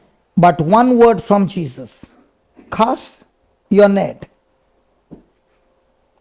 Now, the same labor, but now with tiredness, with hunger, with all that pain. But when they cast the net, did the fishes come? Yes. So what is the Lord saying? You might be broken. You might have failures in your life. You must have been the most unwanted, rejected person. But when you follow His instructions, He will empower you in such a way that when you open your mouth and speak and labor, heaven will back you up. I was the black sheep in the family. I was always known to create trouble. If there was no trouble, I would create trouble. Because right from childhood, I wanted adventure. I wanted some thrill in life. And I did not like a slow life. I wanted something to happen. And if nothing is happening, create something so that now there is some thrill. Praise God. So always I was a person causing trouble. Praise God. And even today when I come, I cause trouble. But I don't cause trouble to people of God, but I surely cause trouble to the devil. Amen. So if somebody says, what do? I trouble my trouble, and I trouble my trouble every day, so that the trouble that gets troubled with my troubling begins to get so troubled that the trouble begins to think, should I trouble him or not? God. Hallelujah. And when you trouble your trouble all the time, and you become a champion in troubling your trouble, you go around troubling other people's trouble, and when you teach them how to trouble their trouble, they also become champion in troubling their trouble. Praise God. So what was Jesus teaching? What was Jesus teaching that morning? He was saying the failure was troubling you, but I now empower you to trouble your trouble. Amen. So tell your neighbor, thank God I came today. I'm learning how to trouble my trouble.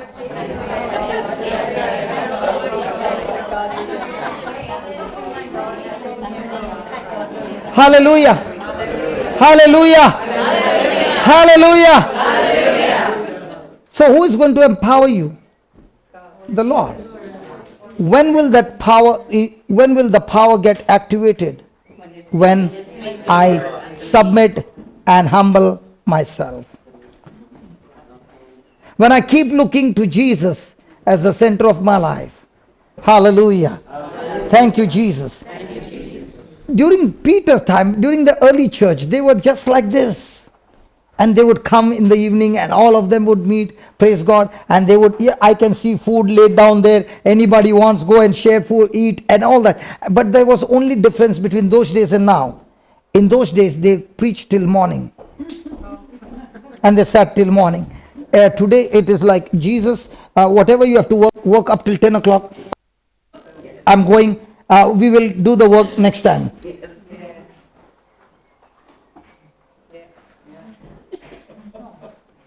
But there are times when you work for euros and the person says, overtime, done.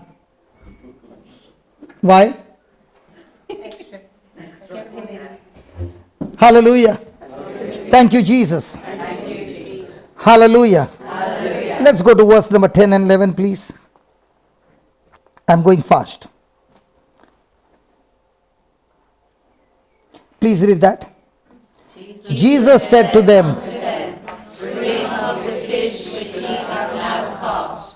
Simon Peter went up and drew the net to land full of great fish, 153, and all were so many, yet none of them. In those days, was the net broken? No. It began to tear, and that's why they called the friends. In Luke, why did the net begin to tear? Because Jesus said, cast your nets, and they lowered the net. Because when Jesus says something and you do something else, there will be a loss. He said, cast your nets, because he was talking about that quantity of fish, and they cast their net. And then they had to call their friends. Praise God. And here what happened? They cast the net, because here he says in verse number 6. What did he say?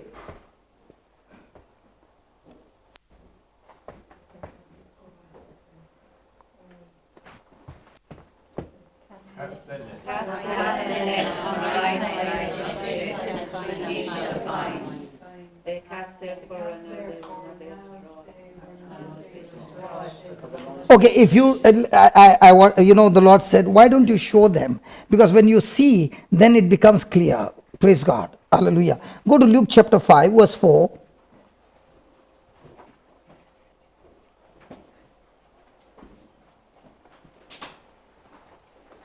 Isn't the Bible so interesting? Yes. Hello? Yes. One S can cause a big loss. Where are we? 5. 4. Now when he had left speaking, he said to Simon, launch out into the deep and let down your nets. And Simon answering said unto him, Master, we have toiled all night and have taken nothing. Come on, Brother Amal. Nevertheless, at thy word, I will let down the nets. I will let down the nets. I will let down the nets. Did Jesus say nets or net? Nets. Has it happened in our life when Jesus tells us something and we follow only half? Yes. Okay, he lowered the net. And when they had done this, they enclosed a great multitude of fish and their nets. And their nets. That's why it's mentioned here, there was one net. This time, the fishes were more than the previous time. And yet their net did not break. In the same way, when you and I, the disciples of Jesus, take our net, and what's our net? The gospel of the Lord, and cast it, you will get amazing big fishes. But the net is so strong, it will catch every fish and bring it to the shore. Your net will not tear. It will not be broken. The fish will not escape. Why? Because this time you got the net empowered by the resurrected Jesus. How do you cast the net? By opening your mouth and preaching the gospel, the truth, by believing. Amen? Amen. How much time I got now? I still got half an hour? But I saw so many getting up, so I thought my time's up. Hallelujah. Hallelujah. Hallelujah. Thank you, Jesus. Okay, let's fast forward because we won't have time. I'm stuck on this chapter and I'm enjoying this chapter. Let's go to verse number 15 to 17. So, one minute. This is very important. Thank you, Holy Spirit. Verse number 10. Verse number 10. Let's go to 10. Jesus said unto them, bring of the fishes which you have now caught. Did Jesus say that? Yes. Hello, verse number 10. No, go back to chapter 21. The one who is on the computer has to be very, very tuned to me, because I will be going, done. Okay. Jesus said to them, bring of the fish which you have now caught. Simon Peter went up and drew the net to land full of great fishes, and 153, and for all there were so many, yet was not the net broken. Now what did Jesus say?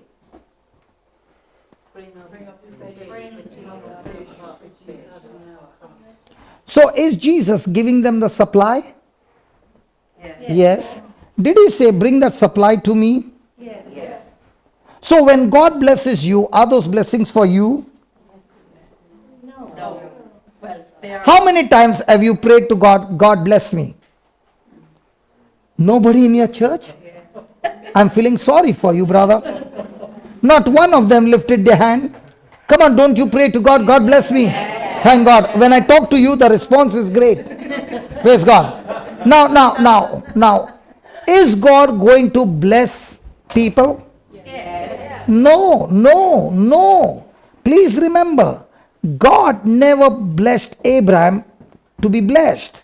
He said, Abraham, I'm going to bless you so that you shall be a blessing to the nations. So if you are going to go and say, God bless me, he's saying disqualified. But when you say, Lord, you bless me so that I will be a blessing wherever I go, he said qualified. So ask your neighbor, are you blessed or are you a blessing? What's your neighbor saying? Hey, what's your neighbor saying? Blessed or blessing? I'm blessed to be a blessing. Yeah, when you say I'm a blessing, means you are blessed. That's why now you are a blessing. Now, when I came here to talk to you, have I come to take something from you? No. So have I come to be a blessing to you? Yes. So when you have received it freely, are you supposed to use that same blessing, multiply your resources and bring it to the Lord and use those resources for the kingdom or for your own kingdom? Most of the time you bless whom? So most of the time you are building whose kingdom? Even in Ireland?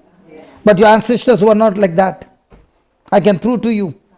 Your ancestors were such a blessing that they came to my country in those days when there were no flights.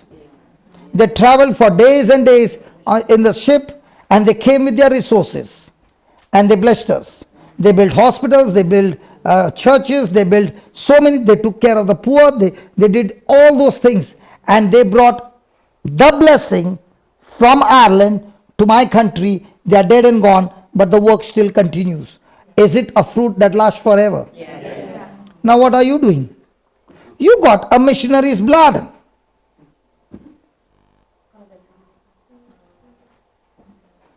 But might be you are praying to God, God bless me. And when he starts blessing you, the question comes, what do you do with your resources?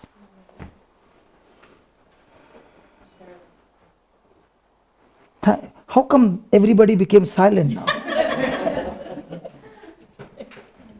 When God sees you are an excellent blesser, he says, I can trust you with big things now. But if he sees you that he blessed you a little and you swallowed the whole thing, he says, I'm not going to bless him anymore. He's selfish. He keeps everything for him. It's not for you, it's for the kingdom. Do we believe we are stewards? Yes. Or we are owners? Stewards. Then why are we fighting for property? Because we believe it's ours. The day you believe it's God's, you tell the Lord, you protect your property. It's not mine. Thank you, Jesus. Oh Lord, thank you, Jesus. Hallelujah. Okay. Now comes the beautiful part. Now they have finished their breakfast, and now Jesus has to deal with these 7 disciples. Starting with the first one. Who is he? Simon. Is he the one who denied Jesus? Yes. Now is Jesus going to condemn him? No. But is he going to convict him? Yes. Praise God. So now let's see what Jesus is saying. When they had dined, Jesus said to Simon Peter, Simon, son of Jonah, do you love me more than these? He said to him, Yes, Lord, you know that I love you. He said unto him, Feed my lambs. He said to him again the second time, Simon, son of Jonah, do you love me? He said unto him, Yea, Lord, you know that I love you. He said unto him, Feed my sheep. What's the difference between a sheep and a lamb? A lamb is a lamb, a sheep is a sheep. A lamb is a baby sheep. A baby sheep is called a lamb. Okay, then. He said to him the third time, Simon, son of Jonah, do you love me? Peter was grieved because he said to him the third time, Lovest thou me? And he said unto him, Lord, you know all things. You know that I love thee. Jesus said to him, feed my sheep. Praise God. Now Jesus is dealing with Peter. Praise God. Is Jesus condemning him? No. What is Jesus saying to him? Jesus is asking him, do you love me? Why is he asking him, do you love me? Was Peter the one who was boasting that Jesus, I love you so much that I will even die for you? And if it is has to go to the prison, I will go with you. But he realized on that night, he could not. Fear gripped him. He was self-centered, self-ability, everything focused on self-strength to follow Jesus. And he failed. Now when Jesus is asking him, do you love me? He's saying, listen, Peter, when I love you, I don't love you the way human loves. Human love is based on emotion. It's based on satisfaction. It's based on performance. You be good to me. You do things that will satisfy me. You fulfill my desires. I love you so much. What happens when the husband forgets to wish his wife on the birthday?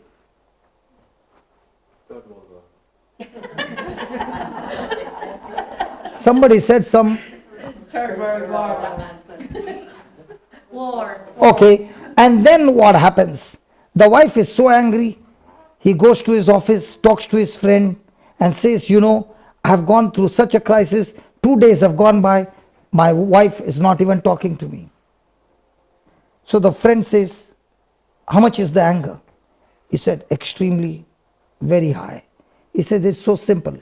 Go to a jewelry shop, pick up a diamond ring and go home. So he says, are you sure it works? He said, it will work. I'm sure it will work. So he picks up 1 carat diamond ring and goes home, goes on his knees and gives that box to his wife. She looks at the box, opens it, looks at the diamond, removes it and throws it on his face and says, you trying to bribe me? You can't bribe a woman with a diamond ring. Yes, we can. What will the wife say? This is for me? Yeah. I love you so much. Why did it change? He met the conditions. And then she also whispers in his ears, darling, I love you so much. Next year, forget again.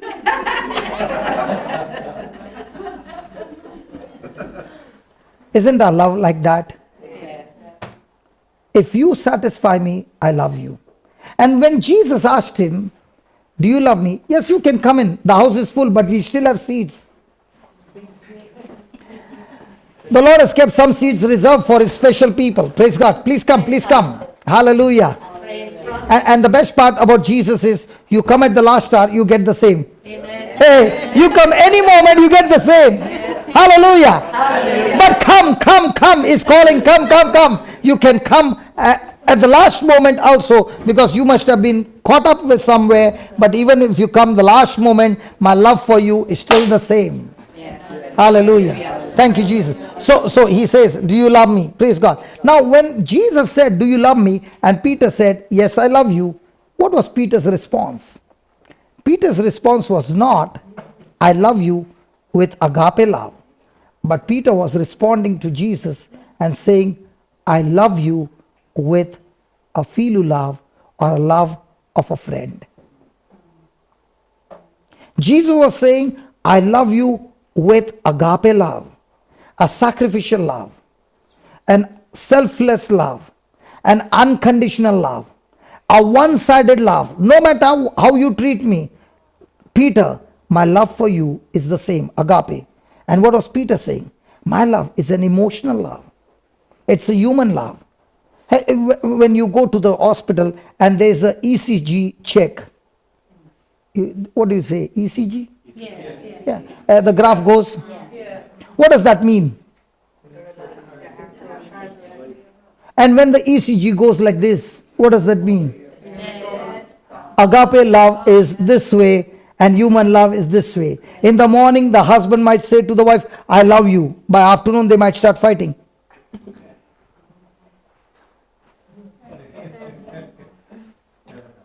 But agape love is all the time, The same, never changes. emotions dead. So agape love is not based on emotion, it's a love on commitment. It's a love on decision. And that's why Jesus said to Peter, listen, Peter, your performance failed. But I want to tell you, Peter, I still love you with agape love. Do you love me with agape love? And Peter says, Jesus, I still love you, but I love you with a love as a friend. He says, feed my lamb. First he says, feed my lamb. The first time lamb. So he's saying, Peter, in your life, if you love me with agape love, remember, Peter, I'm giving you a mission. I'm giving you an assignment. You are the one who's going to feed the truth to my simple newborn babies. You will not preach your own doctrines. You will preach the truth.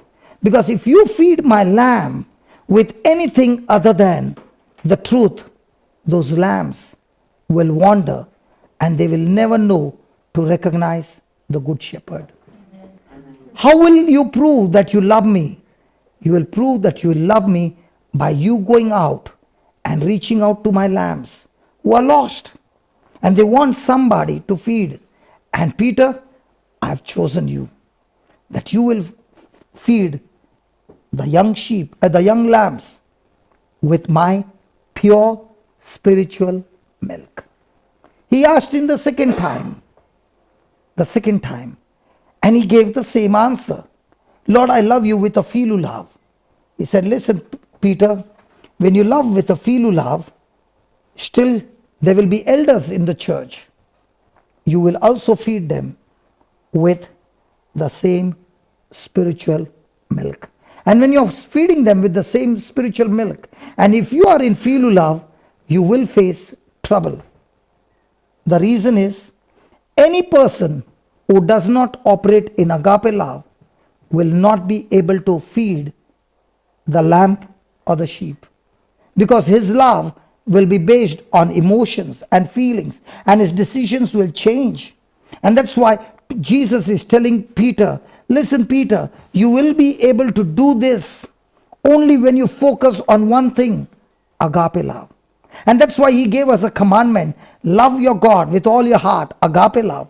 And if you are successful in loving God, you will be amazingly successful in loving your neighbor. Why? Because when you are about to hate a person who is coming against you, the word of God will say, Peter, I forgave you so many times. You yourself was weak. I did not look at your weakness. I strengthened you, Peter. Come on, it's now your turn to strengthen the lamb. It's now your turn to strengthen that sheep. And how are you going to feed them? You can only feed them with my love. A person who operates in agape love will have success. Example, is marriage a covenant? Yes. All those who got married, the priest asked you, do you take this man as a husband? What did you say? You said, Father, actually speaking, my mama told me to get married, that's why I'm standing here. Will the priest get you married? No, you have to make your own decision. And you said, and the husband also said, I take her as my wife.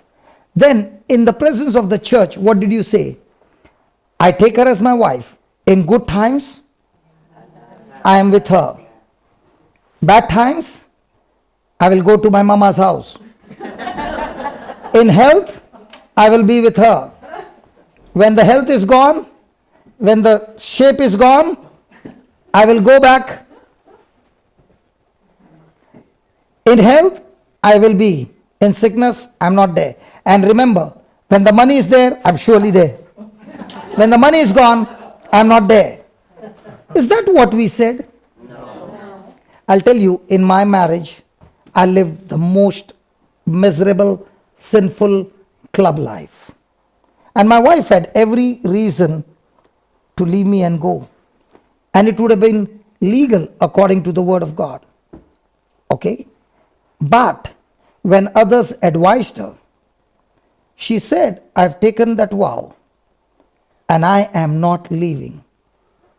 And because she stood there and forgave me, the conversion came not in 1 year, after 9 years or 11 years, I'm also not sure. Okay? The conversion came. But she stood aground. And today is my 30th wedding anniversary.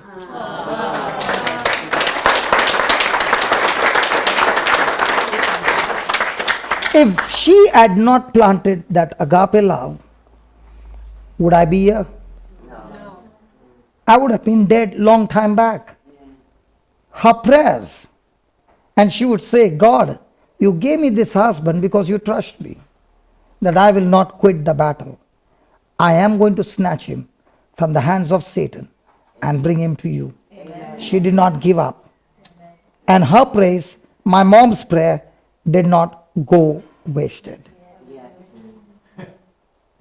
And that's what our everyday battle is. Praise God. When we move in the agape love, hallelujah, hallelujah. Is Jesus' love limited or unending love? Unending. And has he poured that love in us? Yes. And with that love, he is telling Peter, listen Peter, as long as you are on filial love, you will face trouble. The lamb one day will rebel. The sheep whom you fed today will come against you. But in the midst of all that, you can see the same thing happened to me. I fed you for 3.5 years. And you were standing strong in your strength. And you surely love me.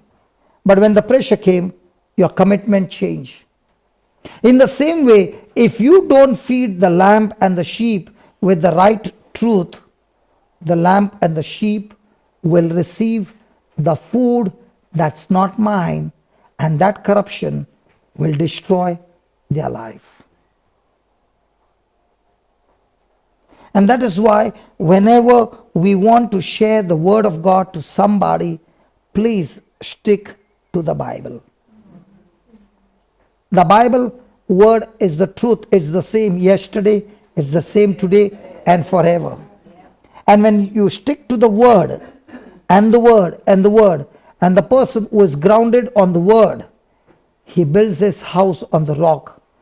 The storm, the flood, the wind beats on the house, but the house doesn't fall. There are no cracks. The moment there is worry in your life, it's a proof your house has got cracks. The feeding is not strong. And that weak feeding will bring the house down. How many of you, when you were worried, were singing all those songs of praise? None. Because when you are weak, you are caught up with anxiety. As my brother said, rejoicing in hope. That can only come when your spirit is strong. Now somebody will say, can you tell me how to make the spirit strong? I want to ask you a question. Do you eat natural food every day? Yes. What if you don't eat for 10 days, baby? Mom and dad will save a lot of money. But will your body be strong? So what does the food do? You eat the food. After you eat, the stomach inside is working on that food and changing that food into energy called calories. The calorie is used by the body. As the calories are being used, the stomach says, I want more fuel. And you put in more fuel. And that's how the body is healthy. In the same way, how do you make your spirit strong? When the word of God is preached, when the truth is preached, and you feed yourself with spiritual food daily, and there are all kinds of circumstances coming against you, and your mind is working. Just as my stomach changes the natural food into calories, my heart, my spirit changes the word of God into faith. So the more and more you feed on the word of God, somebody will say, I'm in depression. Depression is a spiritual sickness. It's not a natural sickness. And you cannot deal spiritual things with natural medicine. Do you know what the doctors will do? They'll give you pills and make you sleep. And then you get into another drug addiction, that you're all the time sleepy. Your mind is working slow. That's all they can do, because the root cause of that depression is not physical, it's spiritual.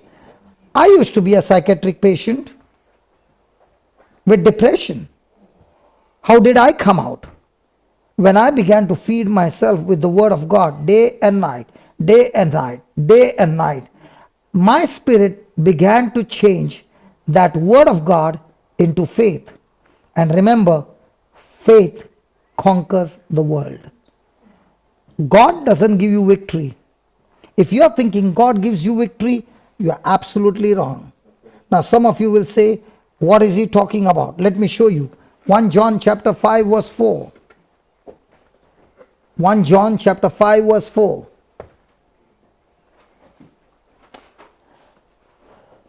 Please read that. Whatsoever is born of God overcomes the world. And this is the victory. Once you understand that your faith gives you victory over sickness, over disease, over every work of Satan, now it becomes absolutely clear. I have to make my spirit strong. How do you know your spirit is weak? You are anxious, it's weak. You are bitter, it's weak. You are offended, it's weak. You are depressed, it's weak. You are frustrated, it's weak. Abusive words are coming out of your mouth, it's weak. All these are indicators to tell you your spirit is weak. How do you make the spirit strong? Just as you eat the natural food, start eating the word of God. How do I eat the word of God? I eat my food with my mouth. I eat the word of God with my ears. So the more and more I hear, that's why Jesus said, those who have ears, hear. Why did he say that? Because when you hear it and plant it in your heart will change that word of God into faith. And remember, the one who is born of God, your spirit has got alive. And now that your spirit is alive, Jesus is telling Peter, listen Peter, on the day of Pentecost, the Holy Ghost will come on you. You will get born again. And once you are born again, I want you to feed my lamb. Those 3,000 souls on that day were lambs. And he fed them with what? The truth. And when he spoke the truth, the lambs gave their heart to Jesus, and there was a complete transformation in their life, and the souls were transferred from the pits of hell to heaven with one sermon from Peter, because he spoke the truth. Now those souls which were converted on those days, they were lamb. Now what did Peter have to do? He had to feed them every day, deeper and deeper. And when they got fed, now they went out and preached the gospel. The lamb became the sheep. And Jesus says, my sheep hear my voice and they follow me. Peter is the head sheep whom he's talking to. And he's saying, listen Peter, you will start the first ministry on the day of Pentecost. And when you preach, the lambs will receive. They will become sheep. And now the sheep will go in search of new lambs. Amen. Yep. Are there sheep in this house? Yep. Yes. The question is, are you hearing the voice of the good shepherd, the word of God? Are you hearing your own emotions? What are we feeding in our church, in our fellowship? You know, that person is so much in depression. You know, that person is sick. Let us pray for the sick. Nowhere in the Bible it's given after the day of Pentecost. They were praying for the sick. They went and killed the sick. not the sick person, the sickness. They killed it. They did not pray for the healing. They went and killed it. Hello, they went and killed it. You got that stick. When I entered in, I saw that stick and I said, wow, I'm going to kill it. Can you come here? Go on, Mary. No, Mary, please sit down. You said some words, oh God, oh God. If you're not interested, don't come. Oh, I'm coming. Because when you say those words, that attitude speaks, why did he call me? Yeah, I know. I'm embarrassed. Don't be married. Do you know that shyness is the biggest pride? Many people think arrogance is pride. Shyness is biggest pride. Because when you're shy, it's all about you. Self-centeredness is shy. And God calls it pride. And God says, He resists the pride, but exalts the humble. And that's why I said, if you are saying that, please don't come. Are you now feeling shy, or are you standing for Jesus? I'm standing for Jesus. Are you sure? Amen. Good woman. Might be you're feeling shy. People that know me know that I'm not shy. I have no problem. But when I called you were, why did you say that? I'm just embarrassed. Because that thinking Yes. is not from God. That's right. Yeah. That's I not. agree. And now we are going to stand in front of the camera. Oh. Listen. When you shall be filled with my power, when the Holy Spirit comes, you shall be filled with power, and you shall be my witness in a closed room. No. In a closed room, because I'm feeling shy. Come on, talk to me. Come on, brother. Just put that verse first. Acts chapter 1 verse 8. Let's finish this once and for all in the Irish community. Let's kill it. I said let's kill it. Are you there with me? Let's kill it. That's the biggest lie of the devil. Yep. Amen. Amen. Amen. Look at that verse. But you shall receive. Listen. But you shall receive power after the Holy Ghost has come upon me, and you shall be witness unto me in a closed room. In a closed room. Oh Jesus, heal me, but I am feeling so shy. No. Oh Jesus, heal me, but I am not coming out. No. If you really got a Holy Ghost in you, you'll say, I will not only stand here, I'll stop and stand on the rooftop and tell them the whole story, what I went through. Because my story is going to deliver somebody. My past is not going wasted. It is going to kill the devil because he caught the wrong fellow. Amen. Amen. Amen. Hallelujah. So Mary. Yes, brother. Mary. Do you want to be witness in a closed room? No. Oh God, you are going to come in front of the camera and everybody is going to look at you. No, Mary. You stand outside the camera. Mary. Camera. Where's camera? You're on camera? Amal, just show her because she's searching where's the camera. Just show her. All right. Oh my God! Beautiful. It's beautiful. You look beautiful. Who said no? Yes. You look. Yes. See, God created you in His likeness and image, and you are always beautiful. Now you are looking at that screen and saying, beautiful. I always told you, you are always beautiful. Because when the Holy Ghost comes into you, your heart becomes so beautiful that it shows all over you. Amen. But sometimes the stranger talks to you and says, oh my God. So will you allow the stranger to talk to you now, Mary? Amen. Yes. The stranger? You're not a stranger. No, not that stranger. Jesus was talking about the stranger. Yeah. My sheep hear my voice. They do not hear the voice of the stranger. All right. Oh, No. Okay, now tell me what's wrong with you. I had a stroke and my balance is not right and the cerebellum is damaged. So something is got damaged. But God is restoring. Mary, I am okay, listen. Mary, when did this happen? The first one happened 8 years ago. The second one happened 3 years ago. And I take what's called TIAs regularly. I've 9 stents put into the heart, you know. Okay. But I'm a walking miracle. Yeah, you're a walking miracle. Now today, why don't you take Romans 4:17? You are taking TIA. So I'm telling you, take ROM. Amen. Hello. And TIA, what strength it is? 500 mg? They're, no, TIAs are mini strokes. Is it ml? Mini. They're small strokes that happen. It's not a tablet. It's not medication. It's Thank God, I don't My understand brain. it. I don't understand. Yeah. I don't It's understand just anything. My brain goes a bit overloaded. Okay.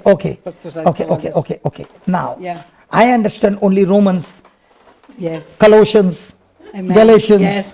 Philippines, Yes. Mark, Luke, Matthew, John. I understand that. Okay, now I'm going to show you, and you will walk absolutely straight with no imbalance. Amen. Are you ready? I'm ready, brother. Praise God. We are blocking this. So no, doesn't matter. You can stand here. You look beautiful in front of the camera. Isn't she looking beautiful? Yes. Come on. How many of you say she looks beautiful? Yes. Praise God. Hallelujah. Can you see over there?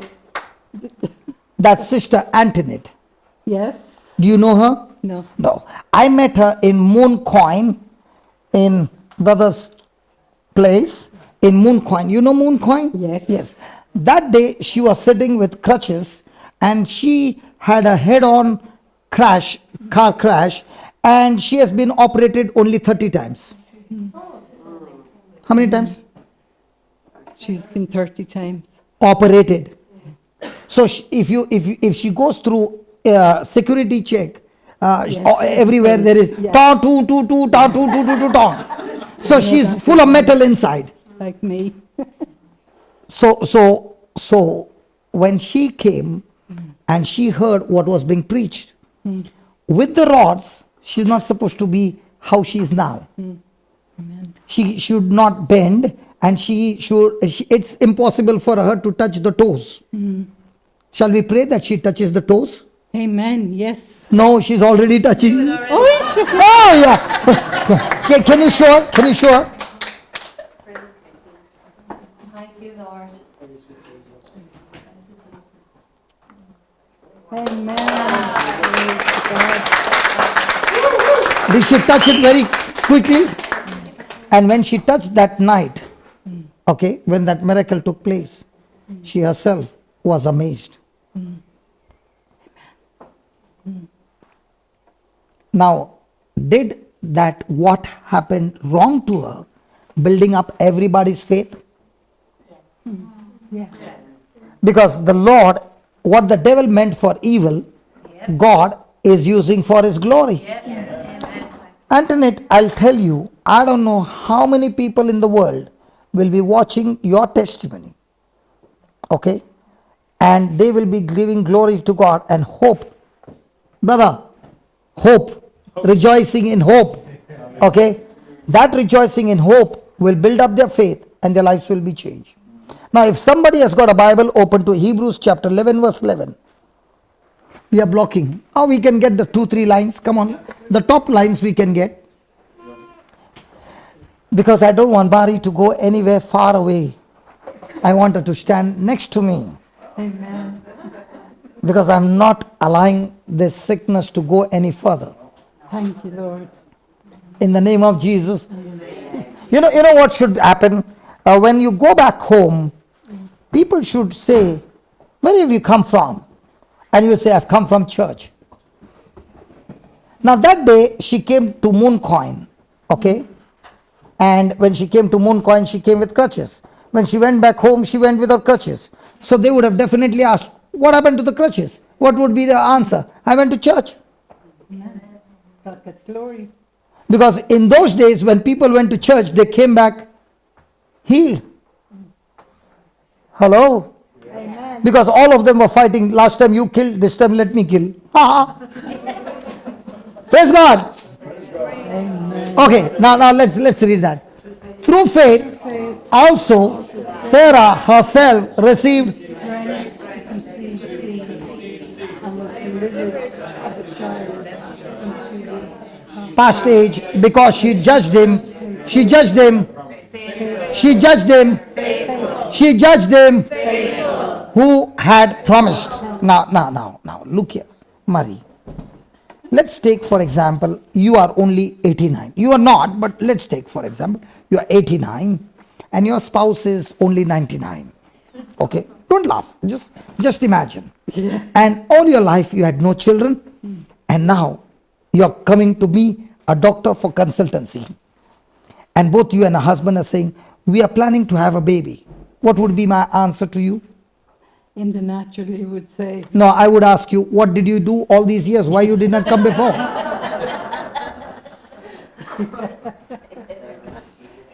Isn't it funny? But the Bible says, not by sense. Look at the first word, through faith.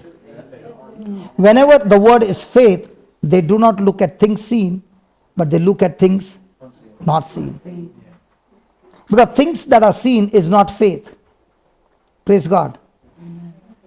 So through faith, Sarah received power.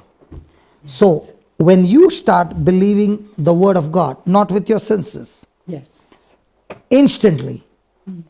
Mari, were you the one who switched on that switch and the light came on? Yeah. So now all you got to do is let go of all the reports that you heard and all that you learnt about the brain and all that they educated you of all those things and start educating yourself. If Abraham and Sarah believed in the promise of God and the one who promised them is faithful, that same God is saying, I am faithful. Yes. Mari, are you ready to change your thinking? Yes. From the 3 euros, you remember the example of 3 euros? Yeah. To 700 euros, which you can't see. Yeah. Are you ready? I'm ready, brother. Okay, one last scripture. Romans chapter 4 verse 17. As it is written, I have made you a father of many nations. Did he say, I will make you? No. I have made you. I have made you father of many nations before him in whom he believed, even God, who quickeneth the dead and calls those things that which be not as though they were. Now, was Abraham having children? No. But did God call him Abraham? He did, yeah.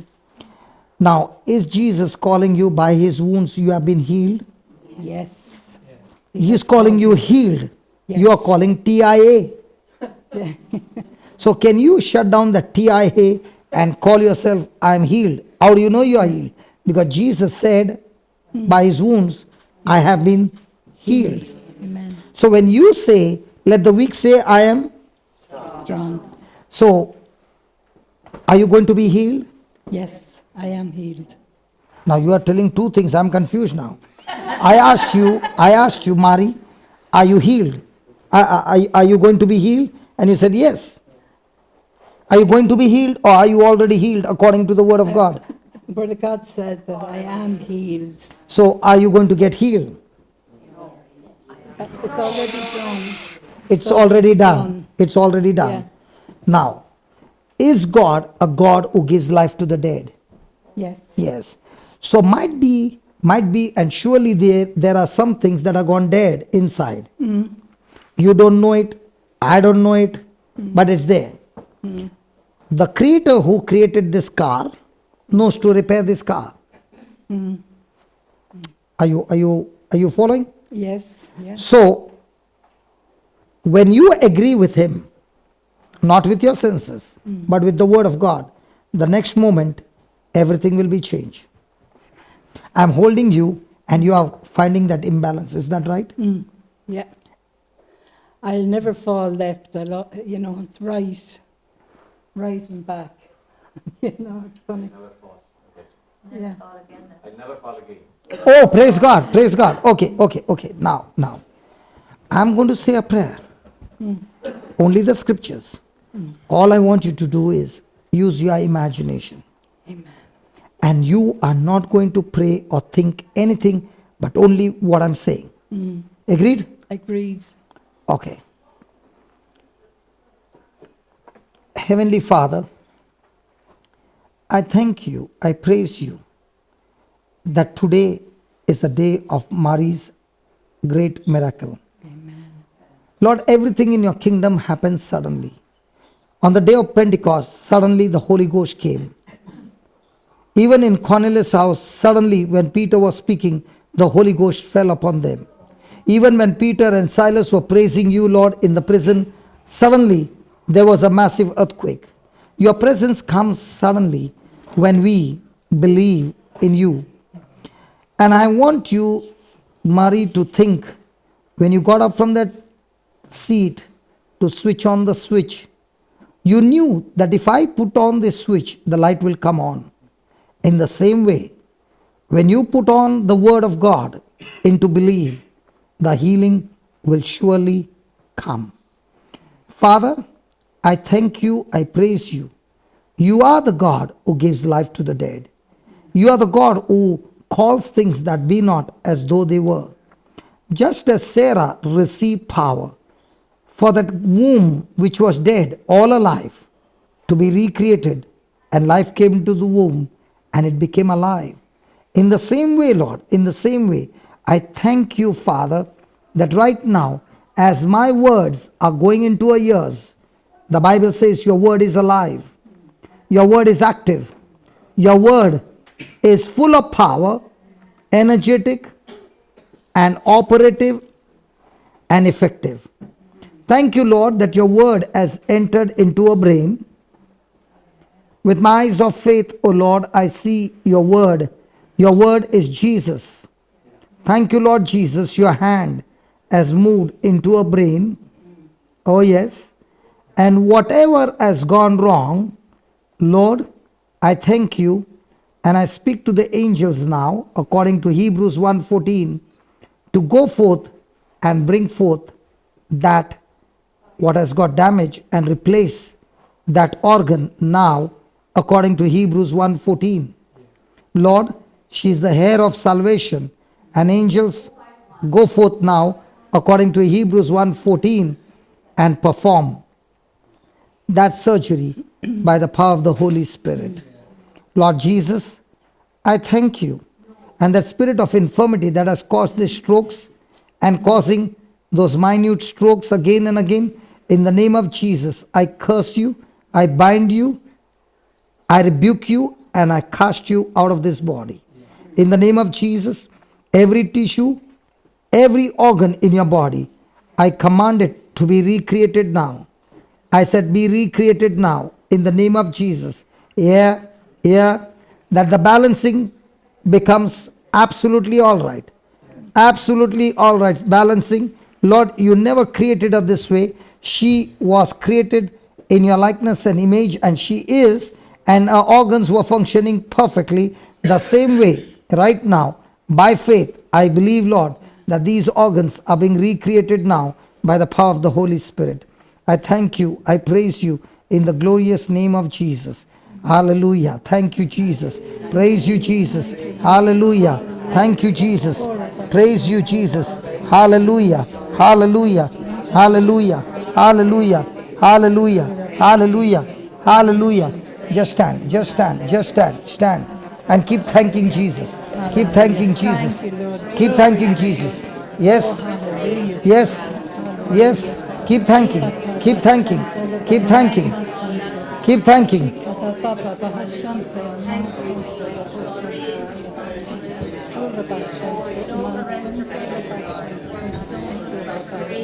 Thank you, Holy Spirit. Thank you, Holy Spirit. It's happened. It's happened. It's happened. Thank you, Jesus. Thank you, Jesus. Thank you, Jesus. Can I hear some music? Come on, put some music. Come on, you put some music. Come on, put some music. Let's worship the Lord. Let's worship the Lord. Come on, come on, come on. Thank you, Lord. Praise you, Lord. Hallelujah. Hallelujah. Hallelujah. Hallelujah. Hallelujah. You're balancing. You're balancing. Thank you, Holy Spirit. Thank you, Holy Spirit. Thank you, Jesus. Thank you, Jesus. Thank you, Jesus. Thank you, Jesus. Thank you, Jesus. Thank you, Jesus. Thank you, Jesus. Thank you, Jesus. Thank you, Jesus. Come on, quickly, quickly, quickly, quickly. Thank you, Lord. Thank you, Lord. Thank you, Lord. Thank you, Lord.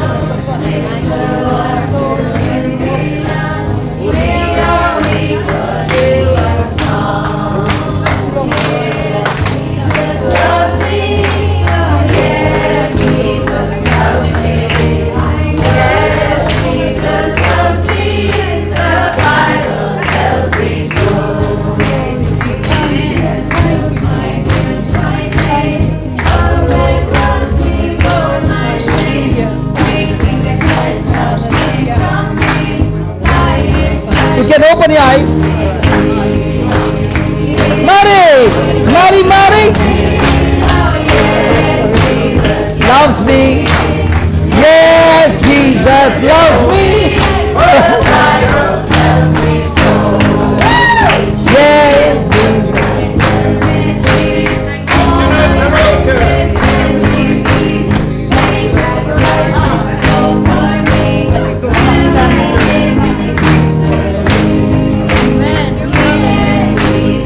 Loves me. Yes, Jesus loves me. Yes, Jesus loves me. The Bible tells me so. Jesus is my only love. When you see me, I seem strong. 'Cause within my crucified, Holy Spirit lives inside. Yes, Jesus loves me. Come on. Yes, Jesus loves me. Come on. Yes, Jesus loves me. The Bible tells me so. Come on. Jesus loves me.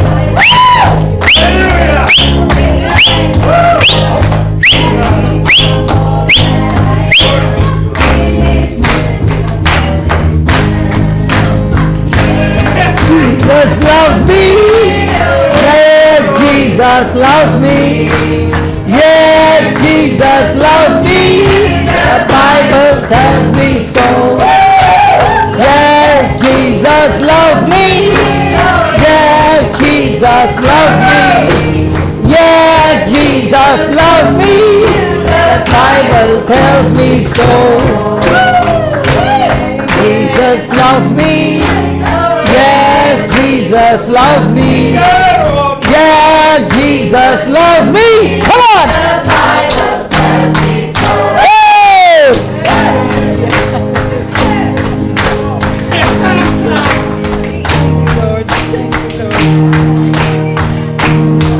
Mary, hey, one more. Yeah, tell us, Mary, what's happening to you? It's like as though there's a cloud lifting and that there's a realignment. Real alignment. Yeah, The whole alignment taking place. yeah, Or taken place. yeah. The whole alignment has taken place. The angels have come and restored everything. Because Hebrews 1:14 says that. Just put that Hebrews 1:14, brother. I want you to read that, Mary. Mary, Mary. Mary, Mary. Oh, Mary, Mary. Are they not all ministering spirits? Verse 14, yeah, are they not? Are they not all ministering spirits sent forth to minister for them who shall be heirs of salvation? So the angels have been sent to serve us and bring forth our healing, bring forth our deliverance, bring forth our prosperity, bring forth our protection, bring forth everything that belongs to us. And now what did you do? We said angels now, according to the word, go and bring the spare parts which are needed inside our brain.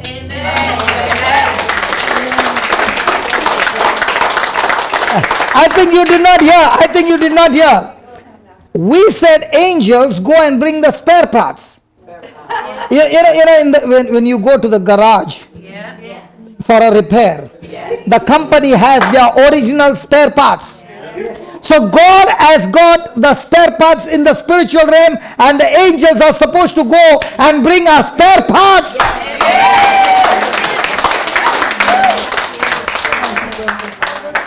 Amen. Amen. Glory to God. Amen. Thank you, Lord.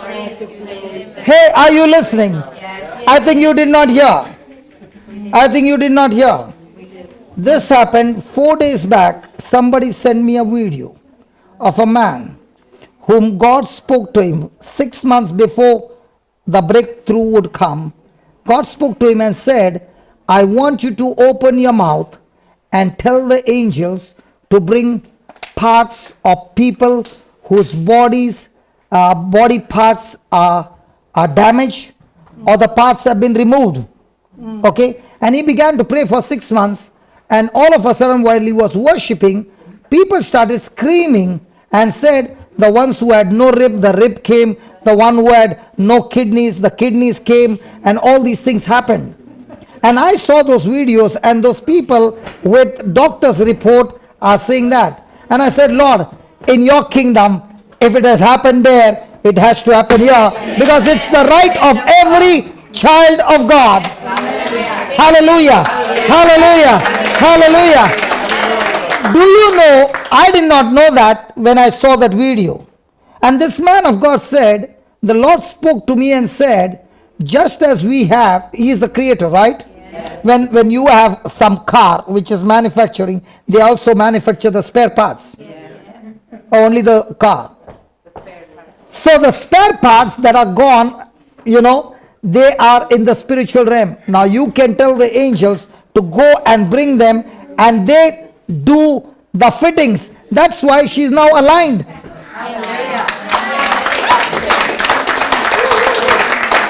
It's the word of God. I said it's the word of God. I said it's the word of God. I said it's the word of God.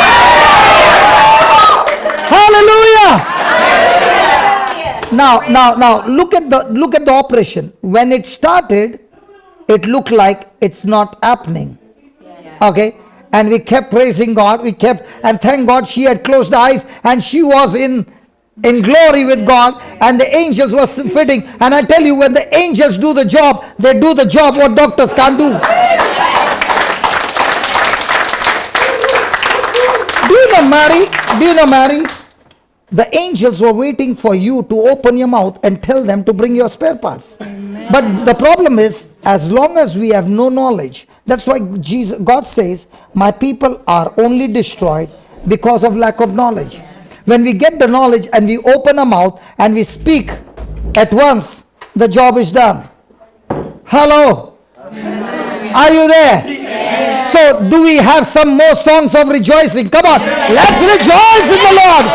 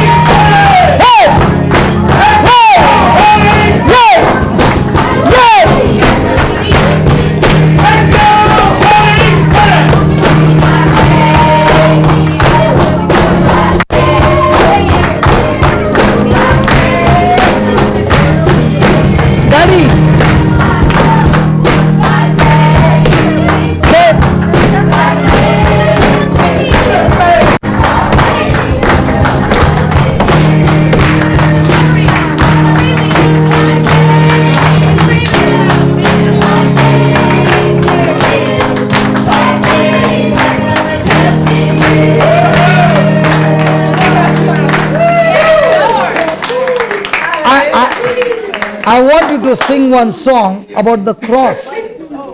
That song that you are singing, I've heard it for the first time. It's an amazing lyrics, which you are singing one. I look. Yes, another one. Once again. Yeah, once again. It's my favorite song. The lyrics are amazing. It's my favorite. And listen. You don't need anybody to pray over you. Listen. You don't need anybody to pray over you. As you are singing that song, the healings will take place. Hallelujah. Because you got to believe what you're singing. Yes. When you open your mouth, believe and confess, that's when, let the weak say, I am strong. So in the same way, when you're singing those lyrics have got power. They are word of God. Hallelujah. And when you open your mouth and sing, Hallelujah. did you see Mary? Yes. Mary? Hallelujah. One minute.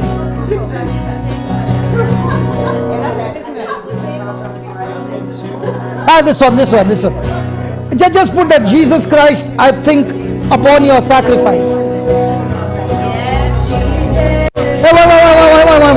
Let us get the lyrics. I don't want to miss anything. Get the lyrics right. I don't want to miss anything. Today it's going to be thunder in this place. There's going to be fire. There's going to be revival. I am not missing. Hallelujah. My question to you is, we all saw this miracle. Yes. We all saw this creative miracle, right? All I need you to do is, don't you wait for the preacher to come.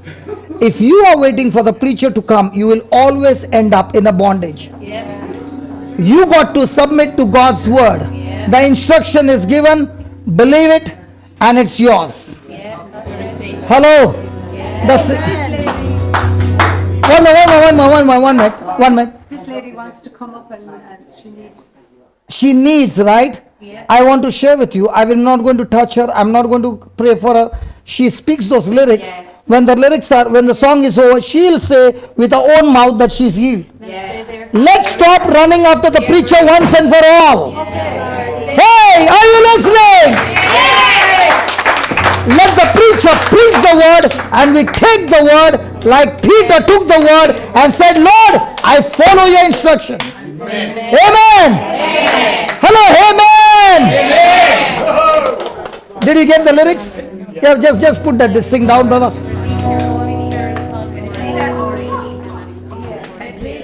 Yeah. Mary.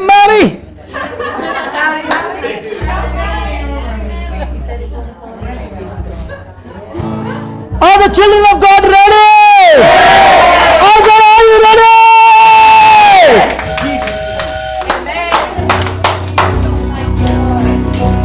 Jesus Christ, I think upon your sacrifice. You became nothing, poured out to death. Many times I wondered at your gift of life.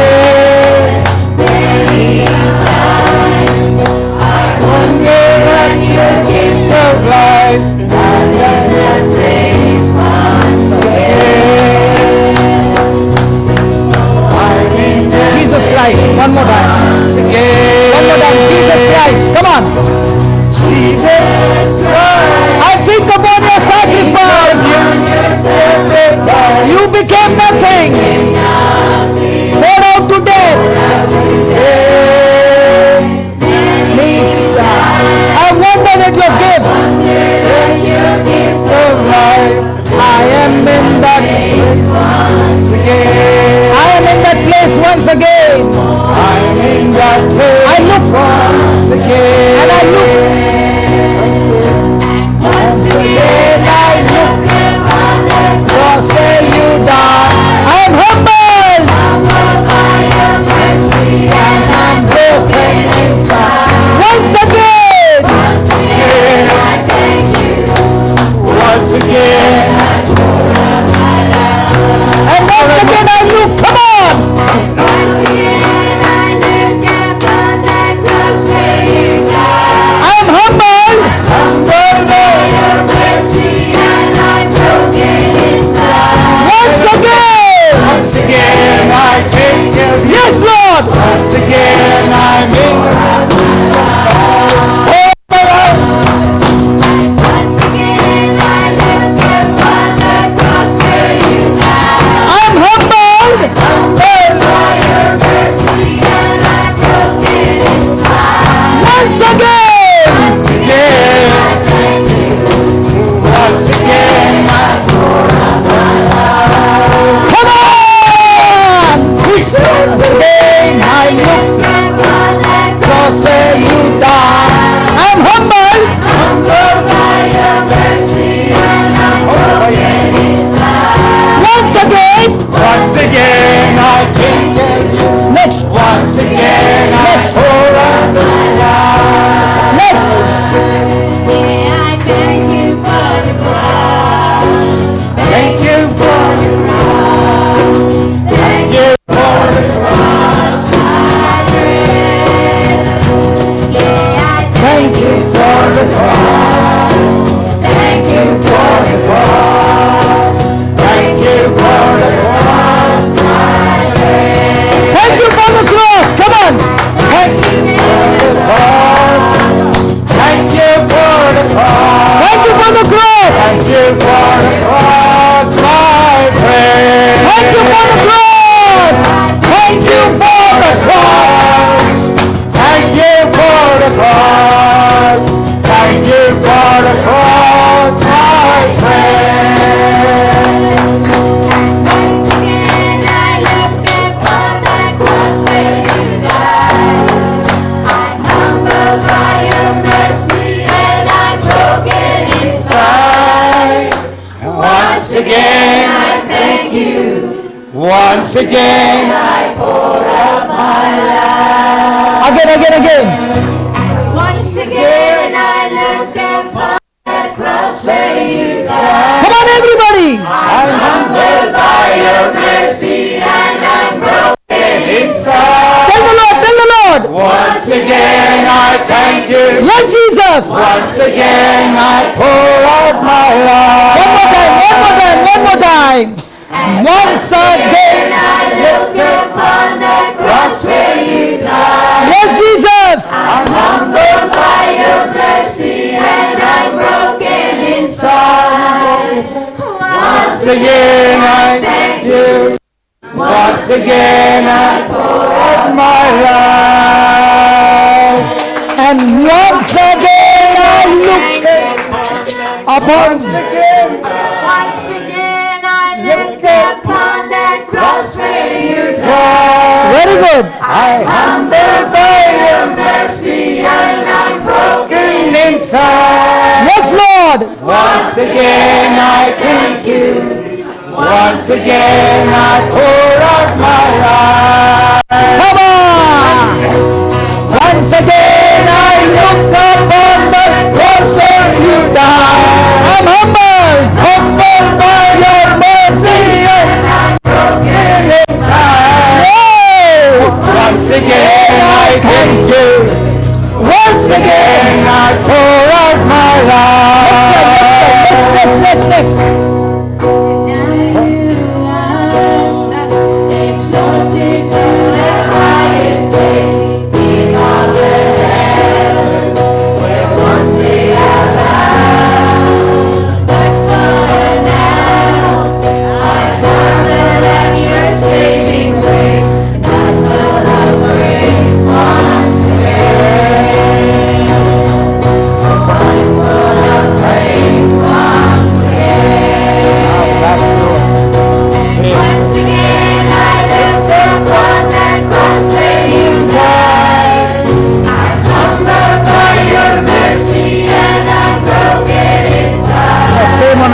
upon your dad, Amal.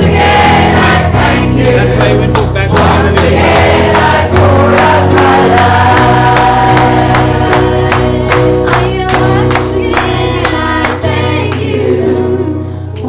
again I pour out my heart. Mary, praise the Lord. Praise the Lord. Praise the Lord. Hallelujah. What was wrong with you? No. I don't want you. Just tell me what was wrong with you. Huh? So now what are you believing? I believe in the Lord or the prayer, and I'm a very, very religious person. I asked you a simple question. What do you believe? Jesus. Now about the cancer, what do you believe? Heal. So praise God. The Lord said, you shall have whatever you say. Congratulations.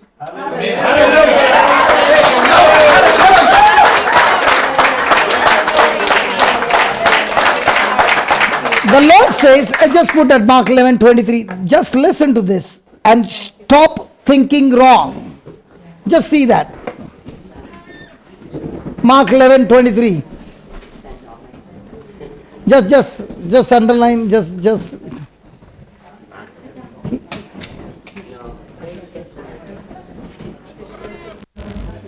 There is something blocking. Okay.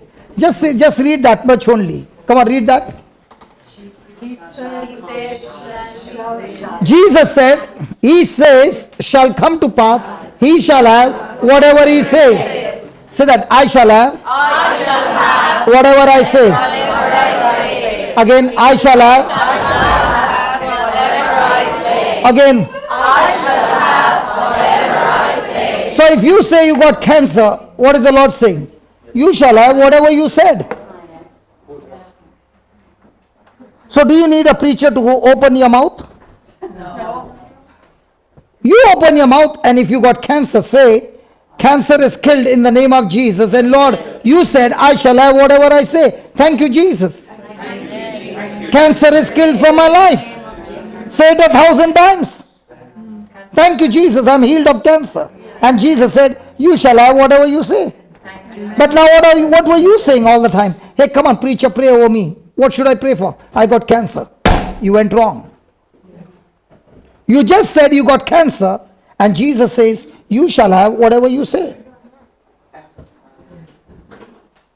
So do you need any preacher to come and lay hands on you? No. All you need is a tongue. Yes. And I believe everybody got a tongue. Yes.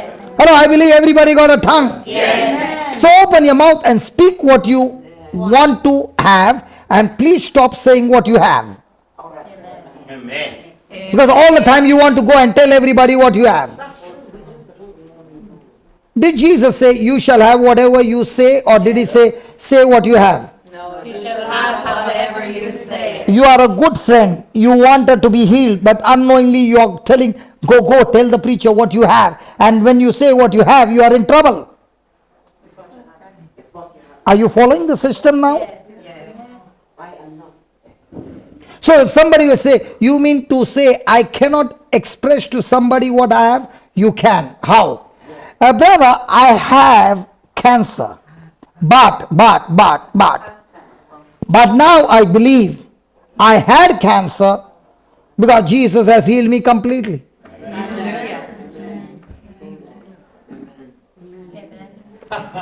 Amen. Thank you, Lord. He's done it to me.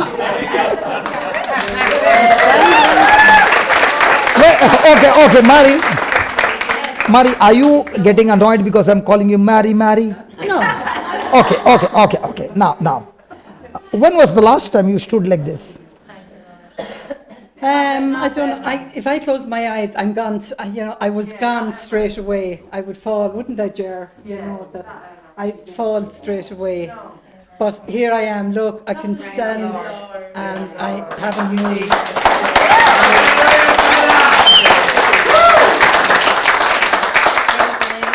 She still did not answer my question. I know. When was the last time she stood like this? Now.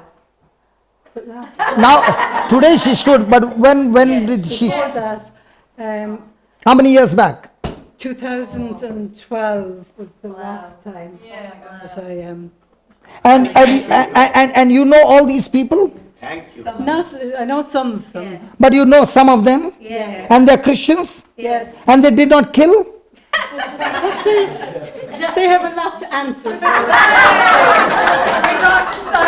I want to tell you, when I walked in and I saw that stick, I said, I got somebody's sickness to kill. And I was so excited, and I was watching her all the time. Because a Christian, when he sees a sickness in somebody, he gets so annoyed with that sickness, because he's like a policeman and a crime has been done on somebody's body, and a policeman will attack that criminal called sickness and arrest it and kill it. If you ask me, what do you do every day? I go around killing and teach people how to kill. Amen. Now we know. Yeah. So now will you go around telling everybody, let's keep in prayer? No. What will you do? Kill with the word. Thank God. So now when you go home, what will you say? I went to church and a preacher came and taught me how to be a killer. Tell me. Hallelujah. If we Christians understand that God anointed us with the Holy Spirit so that we go about killing the sickness and disease. Yes. Hallelujah. Hallelujah. Has He empowered us? Yes. We, like Peter, will we follow His command? Yes. If He said, cast your net, did they do that? Yes. In the same way, He said, you shall have whatever you say. So what are you going to say now? The word. But we are Jesus said. We are healed. healed. We are healed. We have everything. Now, will you go around saying, Lord, please anoint me? No. He will say, you believe you are anointed, go and lay hands and the sick shall recover. The problem is you are not believing you are anointed, and therefore you are thinking, when I lay hand, the person will die. What's that stick doing there? Whose stick is that? Wow, we got one more to kill. I just saw a stick here. Amen. Amen. So shall we kill it? Yes. Let's kill it.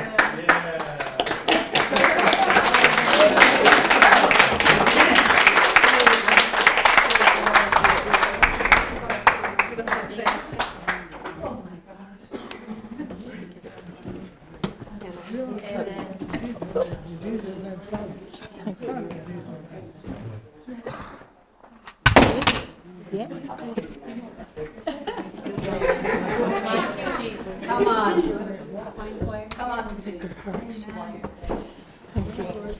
Did you ever think you would be one day a star? That people around the world are watching you now? I wouldn't think so. How you feel?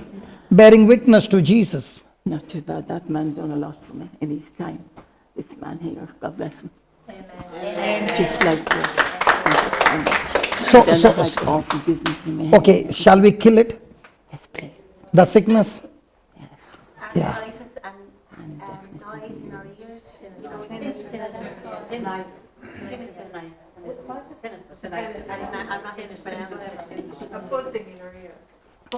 Okay, and arthritis. Yeah. Yes. Okay. Well, anything comes to me, I say, No, say it loudly, let everybody hear. You are a witness here.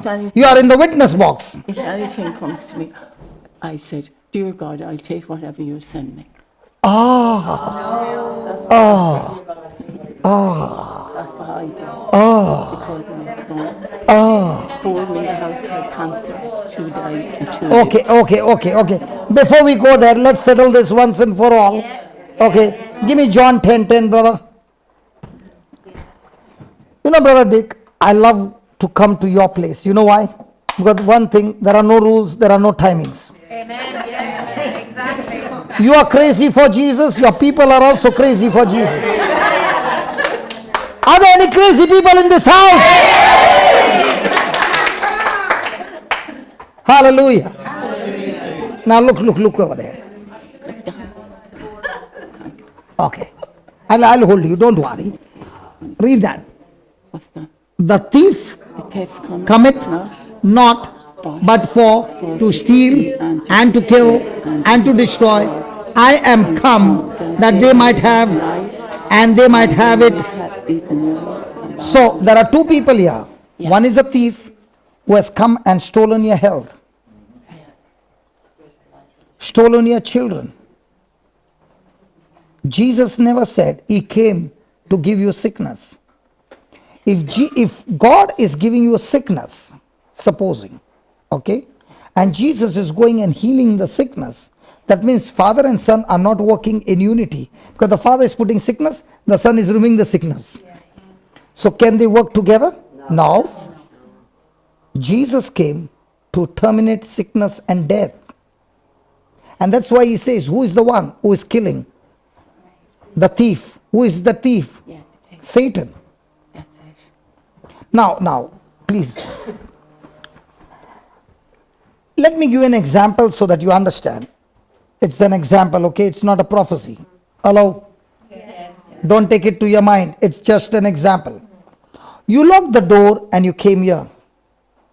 Nobody's there at home. You went back, you opened the lock, and you went in. You put on the lights, everything is the same.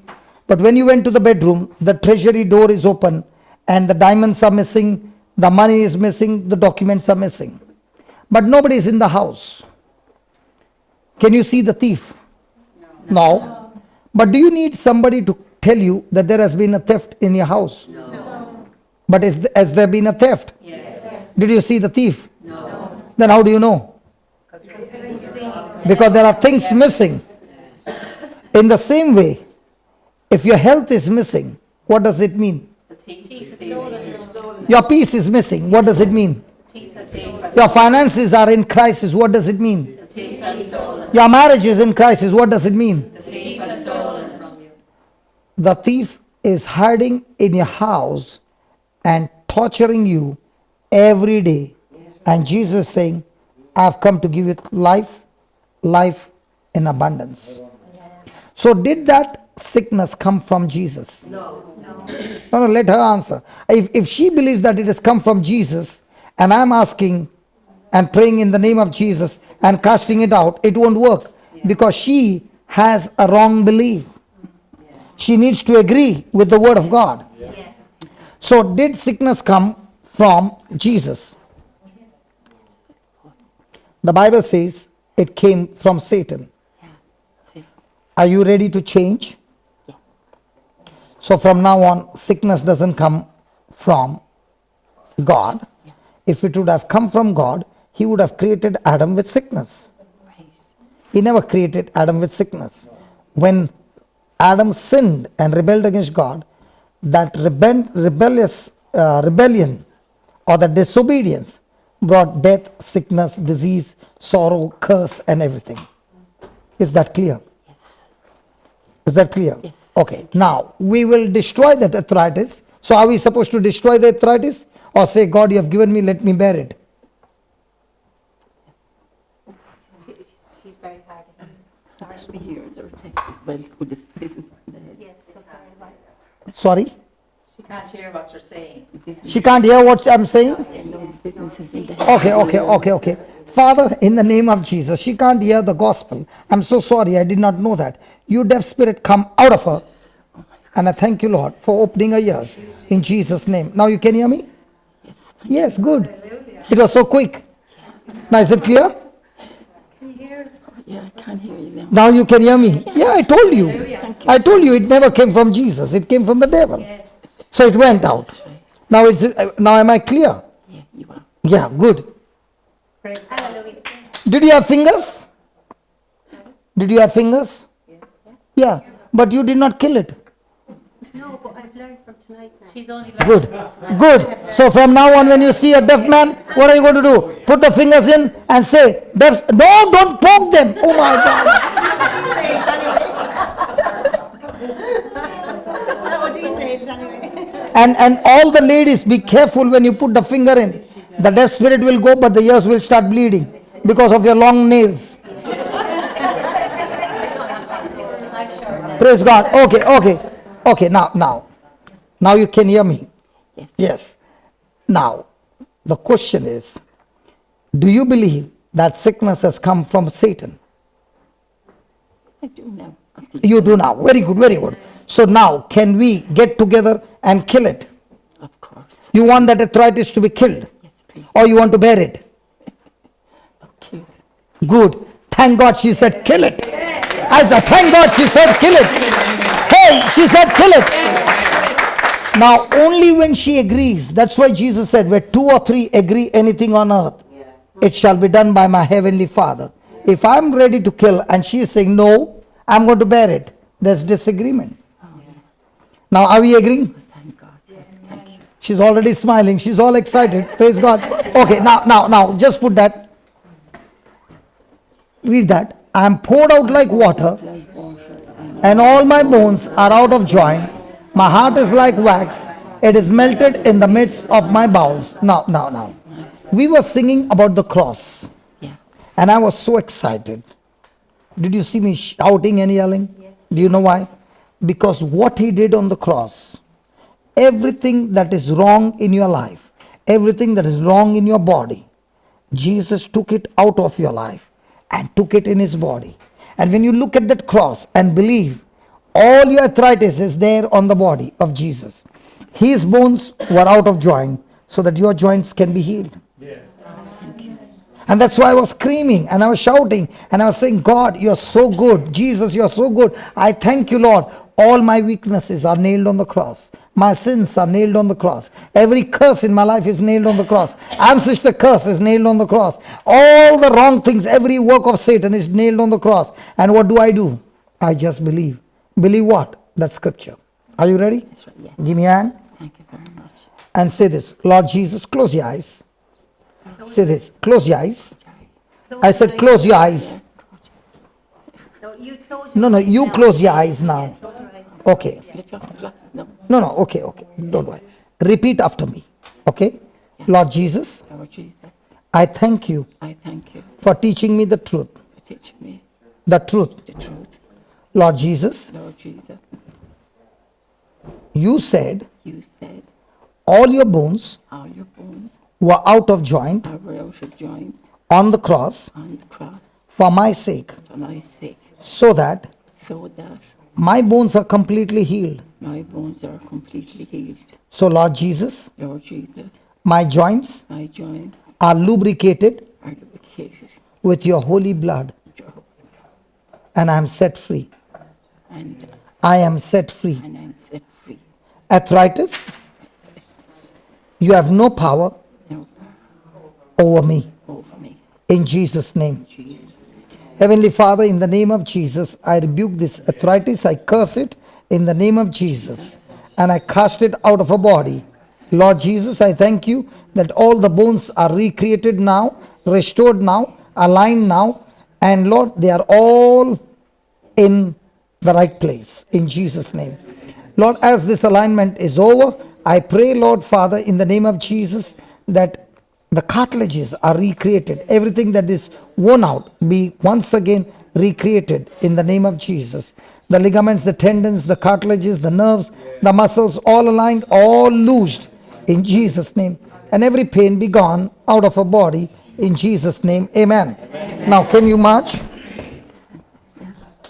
Lift your leg higher. There's no pain. Lift it. Yeah, is there any pain? I think that's the arthritis is in that one. What is she saying? Arthritis is in that one. Arthritis is still in that one. Painful. Which one? This one is still painful. Yeah. Okay. Father, I thank you. All the arthritis is gone except for the right leg. In the name of Jesus, I speak to the knees.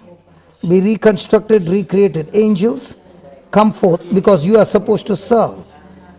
Bring forth a healing according to Hebrews 1:14. Let that operation take place now in the name of Jesus. Operation take place now in the name of Jesus. It's finished. Now move your leg. Oh my God!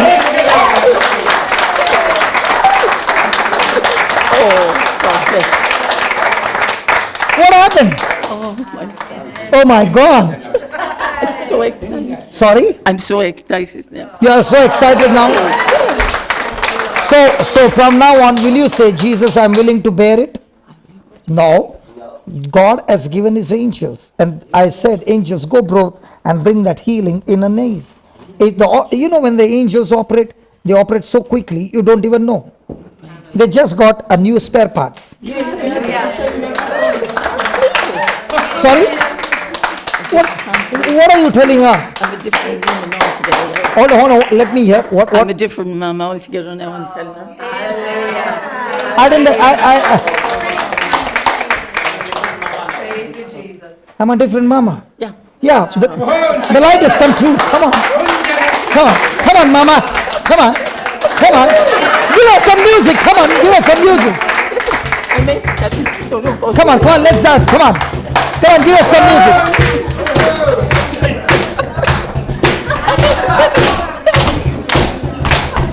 Oh, stop now. 87 I am. Sorry? I was 87, gone by. So is the Bible saying at 87 you should not dance? Hello, is the Bible saying at 87 you should not dance? In fact, you should dance more. The only person crying right now is the devil. And when you are dancing, look at him. He's already, that's what you got to do. Come on, let's go. One. Give us some music, man.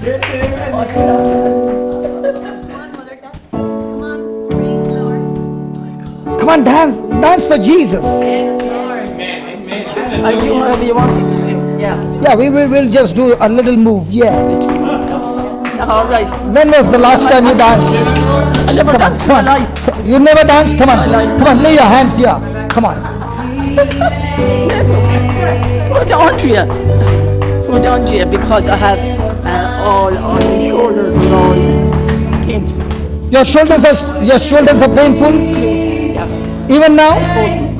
Okay. Yeah. I'll call the angels again. Father, in the name of Jesus, I thank you. I speak to the angels to bring forth the healing on our shoulders. Shoulders be healed. Thank you, Jesus. Thank you, Jesus. Angels, go forth and bring forth the healing in the name of Jesus. In the name of Jesus. There the shoulders are loose. There the shoulders are loose. There. Thank you, Jesus. Thank you, Jesus. Thank you, Jesus. Thank you, Jesus. Thank you, Holy Spirit.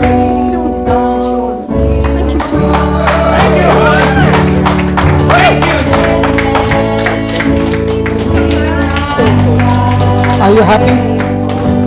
Praise God.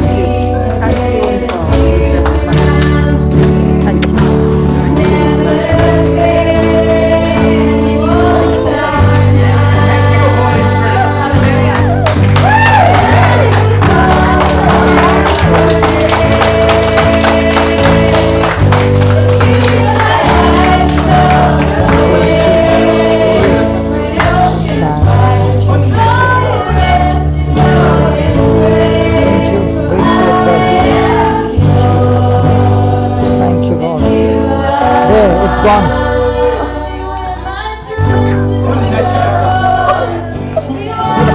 Still hot there a little bit now. What's coming on? Yes, praise God. Thank you, Jesus.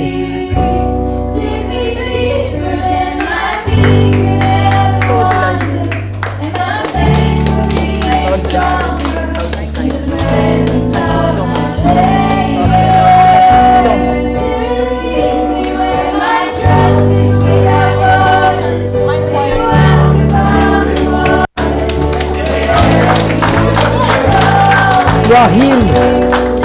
You are healed. You are healed. You are already healed. You are already healed. Believe that. That's what the Lord is saying. Tell her to believe that she's already healed. But we don't speak all those things. Every pain has left your body. Has it left your body? Yes. That leaving the body itself is a healing.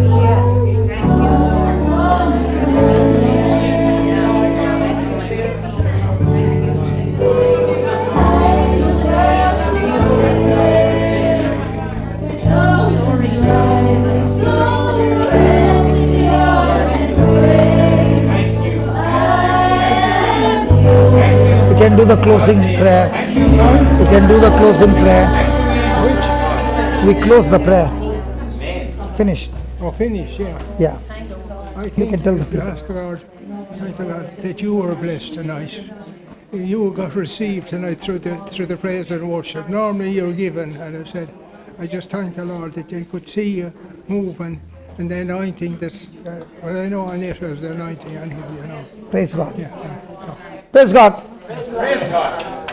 Amen. Hallelujah. Thank you, Lord Jesus. First, we'd like to thank the Lord, Amen. firstly, for sending this man to our country. And secondly, we'd like to thank him for coming. If you want him, we're coming here to say. So we've been blessed every time we come and meet him. And I would see him tonight, particularly through the music, that he receives something tonight as well as giving all the time. Hallelujah.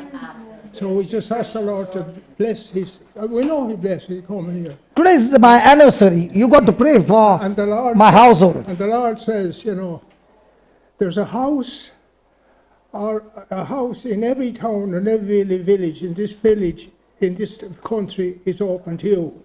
He says, if there's any door closed here, just walk away and shake the dust and go on to the next one. He says, because he has opened the way for you in Jesus' name. Amen. So we just ask you to bless him now. Thank you. Thank you, Lord. Hallelujah. And these are really all my friends out here tonight, so I just thank the Lord for it. It's great to like a big extended family. They meet here once here, so just ask the Lord to bless them. And just maybe for my wife, she'll be 92 tomorrow.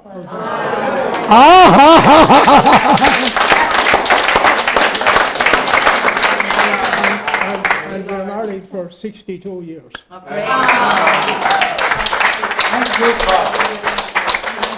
That means I've got only 32 years more to go.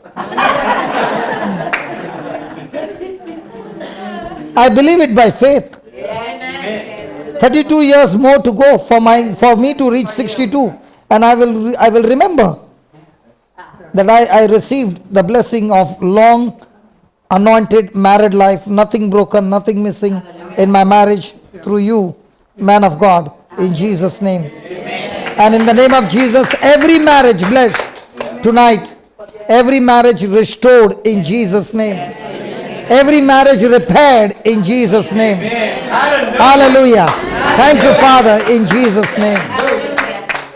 Actually speaking, we don't want to go home. But there are others who have to go to work. And we have got a long journey to go. And we love coming to your place again and again. We really enjoy coming to your place, and we really enjoy the spirit heart that you people have. But only thing, please don't cast the net inside the church. We got to go out. You know what should be the rule? Everyone who comes this week, by the time they come next week, they can't come empty. They have to get one fish and enter in. If that is the rule, the church will grow. And if anybody is coming alone, stay outside, go on the street, catch one and come in.